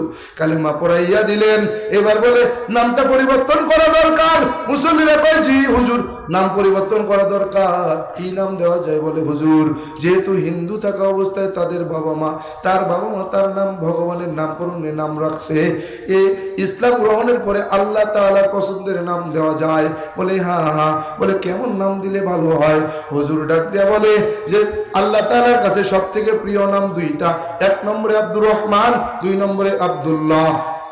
মুসল্লিরা বলে হুজুর আল্লাহ তাআলার কাছে প্রিয় আব্দুর রহমান নাম দিলেই ভালো হয়। হুজুর ডাক দেয়া কয় আজকের থেকে রামচন্দ্রের জায়গায় আজকের থেকে তার নাম আব্দুর রহমান। আব্দুর রহমান নাম দিয়া ওই চতুর্থ নম্বর ব্যক্তি নিজের নামাজের মুসল্লায় দাঁড়াইয়া আমাদের মুসল্লি বানাইয়া ফজরের নামাজ আদায় করলেন। ফজরের নামাজ এত বড় মসজিদে আদায় করেছি, এত মুসল্লি এত মুসল্লি এত মুসল্লি, 64 জেলা সফর হয়েছে, এত বড় মসজিদ আমার দু চোখে আমি দেখি নাই। ফজরের 2 রাকাত নামাজ সালাম ফিরানোর পরে ঘড়ির দিকে তাকায় দেখি 32 মিনিট সময় লেগে গেছে। এত নামাজ শেষ করার পরে ঘুমটা ভেঙে গেল। সালাম যখন ফিরাইলো ঘুম ভেঙে গেল। মসজিদের মাইকে তখন মুয়াজ্জিন ডাক দিয়ে বলতেছে ফজরের জামাতের আর মাত্র 10 মিনিট সময় বাকি আছে, এখনো নামাজ হয় নাই। টেনশন শুরু হয়ে গেল, কিরে কোথায় গেলাম? কে আমারে টেনে নিয়ে ওযু শিখাইয়া নাম রাখিয়া কালেমা পড়াইয়া আমারে নামাজের মুসল্লি বানাইয়া নামাজ আদায় করাইছেন। কোথায় গেলাম? কোন মসজিদে নামাজ পড়লাম? আর ঘুম হলো না। প্রত্যেক দিন ঘুম থেকে উঠে সিগারেট জ্বালাই, আজকে সিগারেটের কথাও স্মরণ নাই।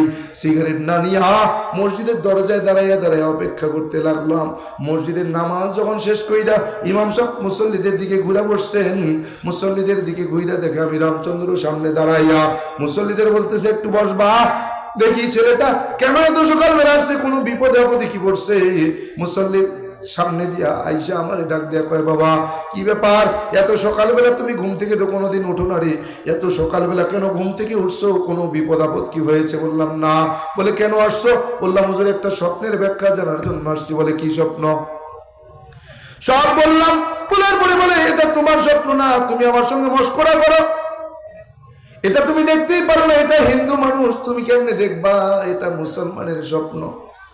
বললাম হুজুর কিভাবে বললে কি করলে আপনি বিশ্বাস করবেন বলবেন? ইমাম সাহেব ডাক দেখো রামচন্দ্র রে, স্বপ্নের মধ্যে নি তুমি ওযু শিখছো, ওযুর কথা কি তোমার মনে আছে? বলে হ্যাঁ। বলে চলো ওযুখানায় চলো, ওযু করে দেখাইতে যদি পারো তাইলে তোমার কথা বিশ্বাস করি। বলেন চলো। আমার নিয়ে ওযুখানায় নিয়ে বলে রামচন্দ্র ওযু করে দেখায় দাও। ওযু যখন করে দেখায় দিলাম, হুজুর টান দিয়ে উঠে বুকের সঙ্গে জড়াইয়া চোখের পানি চাইরা কান্না করতেছে আর বলতেছে বাজান তোমার ভাগ্যটা বড় ভালো, তোমার কপাল বড় ভালো, এ বাজান তোমার মতো ভাগ্যবান আর কে আছে রে। টানতে টানতে মসজিদের দরজায় নিয়ে আইসা মুসল্লিদের ডাক দিয়ে বলে মুসল্লিরা আয় আয় জান্নাতি মানুষ দেখবি নাকি, আয় আয় আয় আয়। মুসল্লিগুলো দৌড়ে এসে দেখে আমি রামচন্দ্র। বলে হুজুর মশকরা করেন, কেমন জান্নাতি মানুষ দেখি, হিন্দুর ঘরে সন্তান রামচন্দ্র কেমনে জান্নাতি হয়? হুজুর ডাক দিয়ে বলতেছেন, তোমরা তাইলে শোনো, স্বপ্নের মধ্যে কালেমা পড়ছে, স্বপ্নের মধ্যে নামাজ আদায় করছে, স্বপ্নের মধ্যে নাম পাইছে। হ্যাঁ মুসল্লিরা, সব ঘটনা যখন বললেন, মুসল্লিগুলো দৌড়ে এসে কেউ মুসাফা করে, কেউ কোলাকুলি করে, কেউ গালের মধ্যে চুমু, কেউ কপালে চুমু আঁকে। ইমাম সাহেব আমার ডাক দেয়া কয়, রামচন্দ্র রে, যেই ব্যক্তিটা তোমার সর্বশেষ টাইনা নিয়া ওযু শেখাইয়া কালেমা পড়াইয়া নাম রাখিয়া ফজরের নামাজ আদায় করাইছেন, ওই ব্যক্তির সিরাত সুরাত সম্পর্কে তুমি কি আমাকে কিছু বলতে পারবে? বলে হ্যাঁ। বলে কেমন ছিলেন তিনি? বললাম হুজুর খুব বেশি লম্বা না, খুব খাটো না, মাঝামাঝি সাইজের একজন মানুষ। বলে তার পরনে? বললাম মাথায় টুপি, মুখে কালো লম্বা মিচমিচে কোকড়ানো কোকড়ানো দাড়ি, পরনে সাদা লম্বা ধবধবে একটা লম্বা জামা। বলে বাজান চেহারা দেখছো? বলে হ্যাঁ। বলে কেমন ছিলেন তার চেহারা মুবারক? বললাম হুজুর দাদি নানিদের মুখে শুনেছিলাম চাঁদেরও কলঙ্ক আছে, কিন্তু পূর্ণিমার চাঁদ যখন পূর্ব আকাশে ওঠে গোটা পৃথিবী আলোয় আলোকিত হয়, ওই ব্যক্তিটা যখন আমার ঘরের মধ্যে অন্ধকার ঘরের মধ্যে ঢুকছে, আমি তাকায় দেখছি চাঁদের কলঙ্ক থাকতে পারে, ওই ব্যক্তির চেহারায় কলঙ্কের কোনো ছাপ নাই। হুজুর জোরে জোরে বলতেছে, চোখের পানি চাইলে কান্না করতেছে, আর বলতেছে বাজান একটা কথা তুমি আমারে দিবা। বললাম কি কথা? ওরা বাজান কাল হাসরের ময়দানে আল্লাহ যদি তোরে জান্নাত দিয়ে দেয়, ওই জান্নাতে কি তোর সাথে আমার একটু নিবি রে? বললাম হুজুর আমি যে জান্নাতে যাবো এর গ্যারান্টি কে আছে, কে দিছে? বলে বেটা বোঝো না, আমার রসুল জানায় দেয় যে ব্যক্তিটা সরাসরি আমি রসুলের চেহারা মোবারক দেখবে অথবা স্বপ্নের মাধ্যমে দেখবে, সেই ব্যক্তির জন্য আমার রসুলের জান্নাতের সুপারিশ করা ওয়াজিব হয়ে যাবে। তুই কি আমার তোর সাথে একটু জান্নাতে নিবি রে? বললাম হুজুর আল্লাহ যদি কবুল কইরা নেয় ইনশাআল্লাহ আপনারে নিয়ে যাব। হুজুর আমার ডাক দিয়া জোরে ধরে কান্না করে আর বলে বাজান কি করতে চাও? বললাম হুজুর আমার এখন করণীয় কি? বলে বাজান রে সব করণীয় শেষ হয়ে গেছে, আর কোনো করণীয় নাই, আনুষ্ঠানিকতা বাকি। বললাম হুজুর কি করতে হবে? বলে সমাজে সবার কাছে পরিচিতি নিতে হবে, পরিচয় হতে হবে, পরিচিত হতে হবে। বললাম হুজুর কেমনে? বলে বাজান তুমি যদি রাজি থাকো, আজ অগ্রামে চরমনাইয়ের মাহফিল আল্লাহর কুতুব সৈয়দ ফজলুল করিম উদ্বোধনী বয়ানের মাধ্যমে, জুমার বয়ানের মাধ্যমে, উদ্বোধনী বয়ানের মাধ্যমে চরমনের ঐতিহাসিক অগ্রাণের মাহফিল চালু হবে। তুমি যদি চাও আল্লাহর ওলির কাছে যাইয়া তোমারে নতুন করে কালেমা পড়াইয়া ওই ময়দানে তোমাকে পরিচয় করাইয়া দিতে পারি। বলে হ্যাঁ চল। বলে তোমার বাবারে ফোন দিয়া দাও। বাবার কাছে যখন ফোন দিয়া দিলাম, ইমাম সাহেব হুজুর ডাক দিয়ে কয় কাকা রামচন্দ্র আপনার ছেলে? বলে হ্যাঁ। বলে কি করছে আমার ছেলে? বলে কিছু করে নাই, আপনার ছেলে মুসলমান হতে চায়, আপনার অনুমতি চায়। বলে হুজুর ওই ইমাম সাহেব আমার ছেলেটা মূর্খ নয়, 3 ছেলের মধ্যে সবচাইতে শিক্ষিত, সবচাইতে জ্ঞানী আমার ছেলে, বড় পণ্ডিত। ও যদি মনে করে ইসলাম ধর্ম সত্য ধর্ম, ইসলাম গ্রহণ করবে, আমি বাবার পক্ষ থেকে কোনো বাধা নাই। ভাইদের কাছে ফোন দেওয়া হলো, বলতেছে আপনার ভাই মুসলমান হতে চায়। ভাইদের কথা হলো হুজুর আমার ভাই 3 ভাইয়ের মধ্যে সবচেয়ে শিক্ষিত, সবচেয়ে জ্ঞানী, সে বড় পণ্ডিত। ও যদি মনে করে দুনিয়াতে ইসলাম ধর্ম ভালো ধর্ম, শ্রেষ্ঠ ধর্ম, ও ইসলাম গ্রহণ করবে, আমাদের ভাইদের পক্ষ থেকে কোনো বাধা নাই, নিষেধ নেই। হুজুর আমার নিয়ে চরমনাইয়ের ময়দানে হাজির। হুজুর হাত তুলবে, এমন সময় ডান পাশে দিয়ে বসায় দিয়ে কয় হুজুর আল্লাহর এমন এক বান্দারে নিয়ে আইছি, স্বপ্নের মধ্যে কালেমা পড়ছে, স্বপ্নের মধ্যে নাম রাখছে। স্বপ্ন যদি সত্য হয়, মিথ্যা যদি না থাকে, যিনি তারে কালেমা পড়াইছে তিনি আর কেউ নয়, কেউ নয় আমাদের নবী, বিশ্ব নবী মুহাম্মাদুর রাসূলুল্লাহ সাল্লাল্লাহু আলাইহি ওয়া আলিহি ওয়াসাল্লাম নিজেই কালেমা পড়াইছে। আমাদের নবীজি নিজেই তার নাম রাখছেন। হুজুর আপনি একটু কালেমা পড়াইয়া দেন, নামটা একটু ঘোষণা করাইয়া দেন। হুজুর ডাক দিয়ে কয় বাড়া এ বাজান, যেই ব্যক্তির আমার নবী কালেমা পড়ায় সেই ব্যক্তির আমি ফজলুল করিম কালেমা পড়াইতে পারি। যেই ব্যক্তির নাম আমার নবী রাখে সেই ব্যক্তির নাম আমি ফজলুল করিম রাখতে পারি। মাথাটা গায়ে দিয়া কই হুজুর একটু দোয়া নিতে আসছে, মাথার মধ্যে একটা থাবা দিয়া কয় বেটা যা দোয়ার কাজ কর, দোয়া বেড়া ভাঙ্গা ঢুকবে। বললাম হুজুর একটু মাইকে ঘোষণা দেন সবাই আমার চিনবে।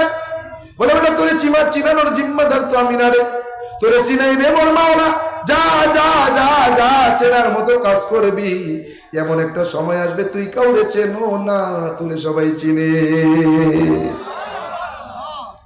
এরে আল্লাহর গোলাম, এজন্য বলতেছি যদি আমি হিন্দুর ঘর সন্তানের ঘরে আমার নবী হাজির হয়, কেন তোমার ঘরে হয় না? তার মানে বোঝা যায় আশেকে রসুল দাবি করো, অরিজিনাল আশেক হও না। আল্লাহ তাআলাকে দেখার জন্য কোনো আমলের প্রয়োজন নেই, 5 ওয়াক্ত নামাজের মাধ্যমে আমার আল্লাহকে দেখা যায়।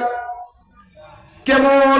আমার নবী মিরাজ থেকে যখন আসতেছেন কান্নার জড়িত চোখ নিয়ে যখন আসতেছেন, আমার আল্লাহ ডাক দেখেন নবী আমার কান্না করেন কেন? বলে আল্লাহ আমি আপনার দোস্ত, আমার দোস্ত দেখে, আমি আপনার দোস্ত দেখে আপনি আমার মিরাজে ডাকলেন, আপনার সামনাসামনি বসায় কথা বলাইলেন। ও আল্লাহ, আমার গুনাহগার উম্মত দুনিয়ার জমিনে রাইখা আসলাম, আমার উম্মত কি আপনারে দেখতে পারবে না? গো আল্লাহ, আমার আল্লাহ ডাক দেখেন নবী আমার আপনার জীবনে মিরাজ হয়েছে একবার, আপনার উম্মতের জন্য দৈনিক মিরাজ হলো 5 বার। আল্লাহকে দেখার জন্য কোন আমলের প্রয়োজন নাই, দৈনিক 5 ওয়াক্ত নামাজ খুশু খুজুর সহিত যদি কেউ আদায় করতে পারে, এই 5 ওয়াক্ত নামাজের মধ্যে আল্লাহর সামনে হাজির হয়ে যায়। বলে কেমন? হযরতে আলী রাদিয়াল্লাহু তাআলা আনহু ডাক দিয়ে কওয়া হয় যে আল্লাহরে দেখি না, সেই আল্লাহর ইবাদত আমি আলী করি না। চিন্তা করছে আমাদের হালত কি?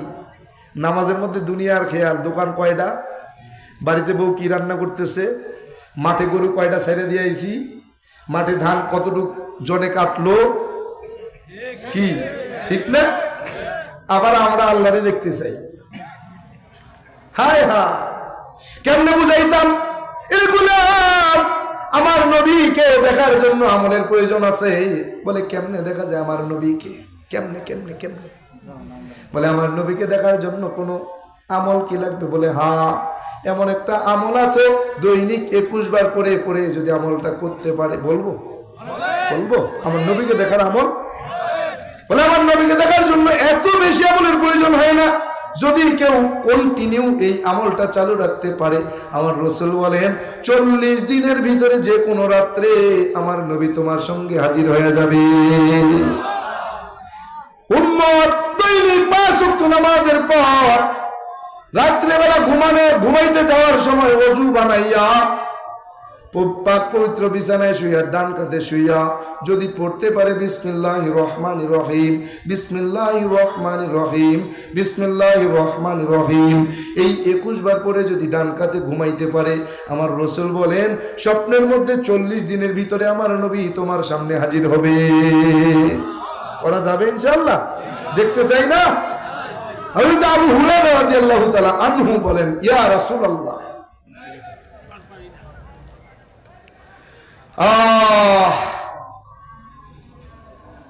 আপনি নবী তো দুনিয়া থেকে ওফাত নিয়ে নেবেন, চিরকাল থাকবেন না, তো আপনার উম্মতদের তো আপনাকে দেখতে মনে চাইবে, কেমনে দেখবে?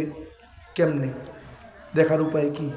আমার রাসূল কয় ও সাহাবীরা, আমার উম্মতেরা শোনো, যদি আমাকে কেউ দেখতে চায় সে যেন হক্কানি ওলামা একরামের চেহারার দিকে তাকায়। সুবহানাল্লাহ কইবেন না? কার চেহারার দিক? গাঞ্জাখোরের দিক? হ্যাঁ, মদখোর ভাঙখোরের দিক? কার দিক? হক্কানি ওলামা একরামের দিক। আবু হুরায়রা বলেন ইয়া রাসূলুল্লাহ, আপনার উম্মতের তো আপনার সঙ্গে মুসাফাও করতে মনে চাইবে, তখন কি করবেন? আমার রাসূল বলেন যদি কোনো উম্মতের আমার সঙ্গে মুসাফা করতে যায়, সে যেন হক্কানি ওলামা একরামের সঙ্গে মুসাফা করে। কার সাথে? বলে ইয়া রাসূলুল্লাহ, আমরা যেমন আপনাকে সামনে পাইয়া মেহমানদারি করি, আপনার উম্মতদেরও তো মনে চাইবে একটু আপনাকে মেহমানদারি করাবে। আমার রাসূল ডাক দেয়া কয় উম্মত, তখন তোমরা হক্কানি ওলামা একরামের মেহমানদারি করবে, তোমার হক্কানি ওলামা ইকরামের মেহমানদারি করলে আমি রসুলকে মেহমানদারির সব পেয়ে যাবে। কিন্তু আমাদের হালত কি, সব সময় খালি পিছে লাগে থাকে। একদল আছে কলম দিয়ে বসে রয়েছে, কোনখানে খালি ফাঁক পায়, কি আছে না? আল্লাহ হেফাজত করেন। হাজিরিন, আল্লাহ তাআলা বলতেছেন মা খলাকুল জিন্না ওয়াল ইনসা ইল্লা লিয়াবুদুন। শেষ। যদি আবার কোনো সময় আসি ইনশাআল্লাহ তাআলা আরো কিছু নতুনত্ব দিয়ে, পুরো জীবনে আমি বলি নাই, আংশিক বলছি, যদি কোনো সময় আসি ইনশাআল্লাহ তাআলা আমি এর থেকে আরো পূর্ণাঙ্গ জীবনী শোনানোর চেষ্টা করব। তবে আগামী 26 তারিখ ইটা কুমারী সৌম্যনারায়ণ, চেনেননি আপনারা? চেনেন? এখানে আসতেছি আবার আগামী 26 তারিখ। আজকে কত? 11। 26 তারিখে আসতেছি। সৌম্যনারায়ণ ইটা কুমারী পীরগাছা। আব্দুল সালাম ভাই আসতেন না? ওই যে ওখান থেকে আসছে ওনারা। তা আমরা ওখানে যাওয়ার চেষ্টা করবো ইনশাআল্লাহ। হাজিরিন, আল্লাহ তাআলা বলেন বান্দা আমি তোমাকে দুনিয়ার জমিনে এমনি পাঠাই নাই, তোমাকে পাঠানোর পিছনে একটা কারণ। বলে কি? বলে ইবাদতের জন্য আমি তোমাকে দুনিয়ার জমিনে পাঠাইছি। কি ইবাদত? কার ইবাদত? কার? আমি যখন ইসলাম গ্রহণ করলাম আমার পুলিশের চাকরি চলে গেল, আপনারা দেখেছেন, আপনারা অনেকেই জানেন। পুলিশের চাকরি চলে গিয়েছিল, এই জন্য আন্দোলন করেছি। আবার চাকরি ফেরত পাওয়ার একটা প্রক্রিয়া চলতেছে, সব কাগজপত্র রেডি, খালি আদেশ হয়ে গেলেই আবার যোগদান করবো ইনশাআল্লাহ। তো পুলিশের চাকরি যখন চলে গেল, আমার বন্ধু বান্ধব আমাকে বিদায় অনুষ্ঠান দিচ্ছেন। ওনারা বলতেছেন যে দোস্ত, ইসলাম গ্রহণের পরে বাবা মা হারাইলি, সম্পদ হারাইলি, বাবা মার সব কিছুর থেকে বঞ্চিত হয়ে গেলি, শেষ অবলম্বন ছিল একটা চাকরি, সেটাও তো আজকে চলে গেল। তো এখন কি করে চলবি? আমি বললাম দোস্ত আমাকে একটা প্রশ্নের জবাব দাও তো, যে আল্লাহ আমাকে হেদায়েত দিয়েছেন সে আল্লাহ আমাকে ভালোবাসেন কি বাসেন না? ভালো যদি না বাসতেন তাহলে কি আমাকে হেদায়েত দিতেন? আচ্ছা, যে আল্লাহ আমাকে ভালোবেসে হেদায়েত দিয়েছেন সে আল্লাহ আমাকে না খাওয়ায় রাখবেন? হ্যাঁ। তো আল্লাহর কাজ হলো আমাকে হেদায়েত দেওয়া, আমার কাজ হলো আল্লাহর গোলামি করা। কি? আমি যদি আমার আল্লাহর ডিউটিতে ফাঁকি না দিই তাহলে আমার পারিশ্রমিক আল্লাহ পরিপূর্ণভাবে দিবেন কি? ঠিক কিনা? আর যদি ডিউটিতে ফাঁকি দিই, যেমন আমরা কথা কই না, নাই আল্লাহর বান্দা, হ্যাঁ, জুমা ছাড়া কিচ্ছু করে না, আছে না নাই?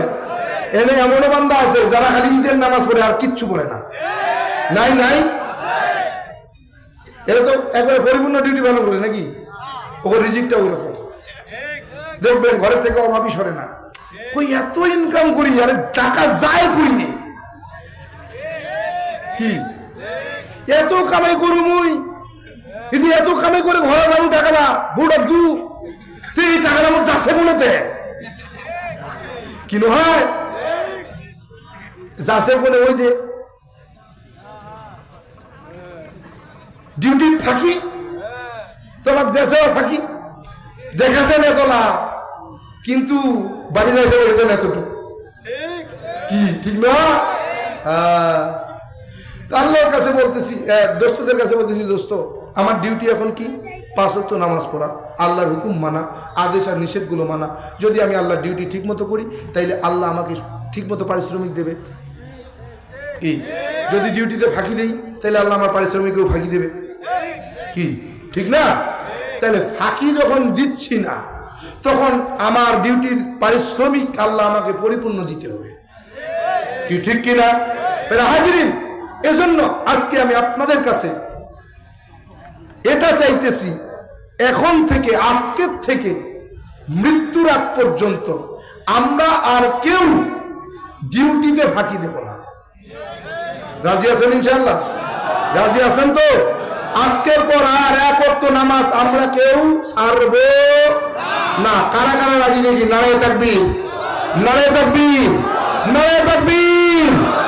আজকের পর 1 ওয়াক্ত নামাজ আমরা ছাড়ব, আল্লাহ কবুল করেন। 2 নম্বর,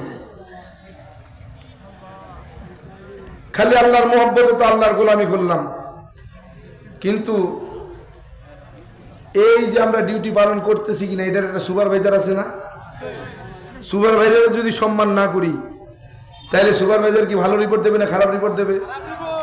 এখন আপনি যে আশেকে রসুল, আপনি যে রসুলকে ভালোবাসেন, রসুল যে আপনাকে কাল হাসরের ময়দানে সাফায়াত করবেন যে এটা আমার উম্মত, কি যে আল্লাহর কাছে বলবেন যে আল্লাহ আমার উম্মত একবারে পারফেক্ট ডিউটি করছে, কোনো ফাঁকি ঝুঁকি দেয় নাই, এই সুপারিশটা যে করবেন সেই সুপারিশকারীর মতো আমাদেরকে সাজা লাগবে না?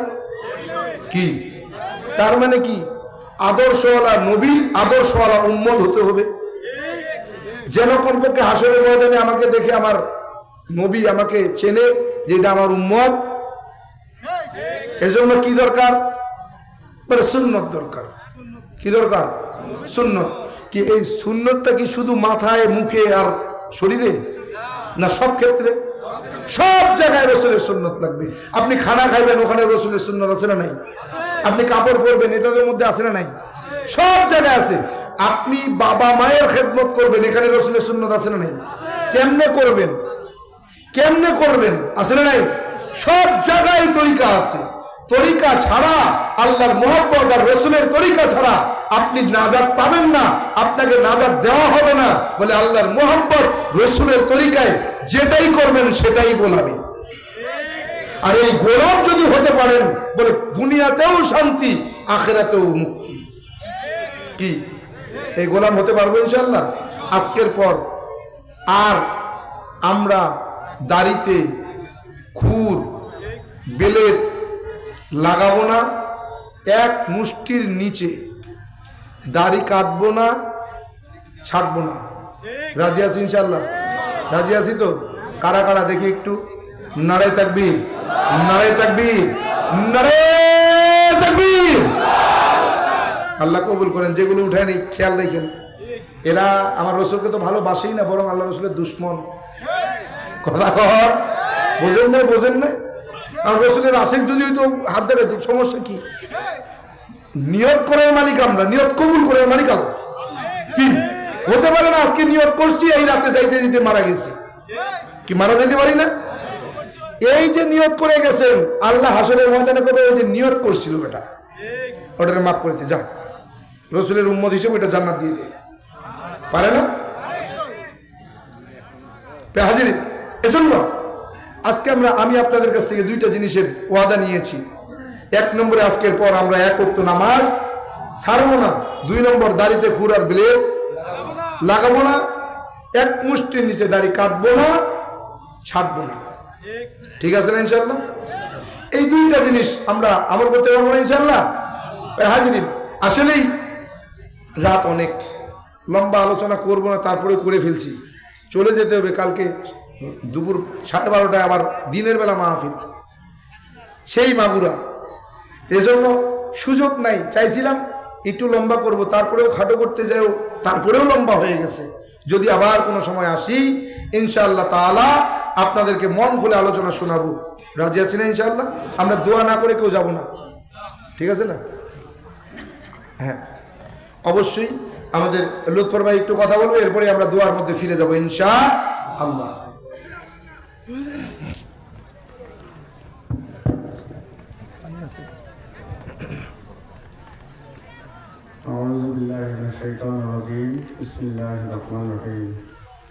উপস্থিত সবার প্রতি আমার সালাম। আসসালামু আলাইকুম ওয়া রাহমাতুল্লাহি ওয়া বারাকাতুহু। না, এটা পরে পানি ভোটে আনাইছে। হুজুরেরা তো আসলে শুধু আমার নাম জানে, এই জন্য আপনাদের সামনে শুধু আমার নামটা বলে, কিন্তু আমার সাথে আরো অনেক কয়েকজন আছে। মাদ্রাসাটা যাতে ভালো চলে, মানে সবার দৃষ্টি, মানে তরুণীর পিঠের যতজন আছে সবাই মানে একদম অন্তর থেকে চায় যে মাদ্রাসাটা চলুক। মানে সবার নাম আসলে বলা সম্ভব না। তো মোটামুটি এতদিন যা ছিল মাদ্রাসা কিন্তু অনেক আগে, ওইটা পুরাতন মাদ্রাসা, বড়দারকা বাজারের পুরাতন মাদ্রাসা কিন্তু ওইটা। তা মাদ্রাসাটা দীর্ঘদিন বন্ধ থাকার পরে আমি, তারপরে হলো ফারুক, মানে আমাদের জালাল ভাইয়ের ছেলে, বড় ছেলে ফারুক, তারপরে আবার না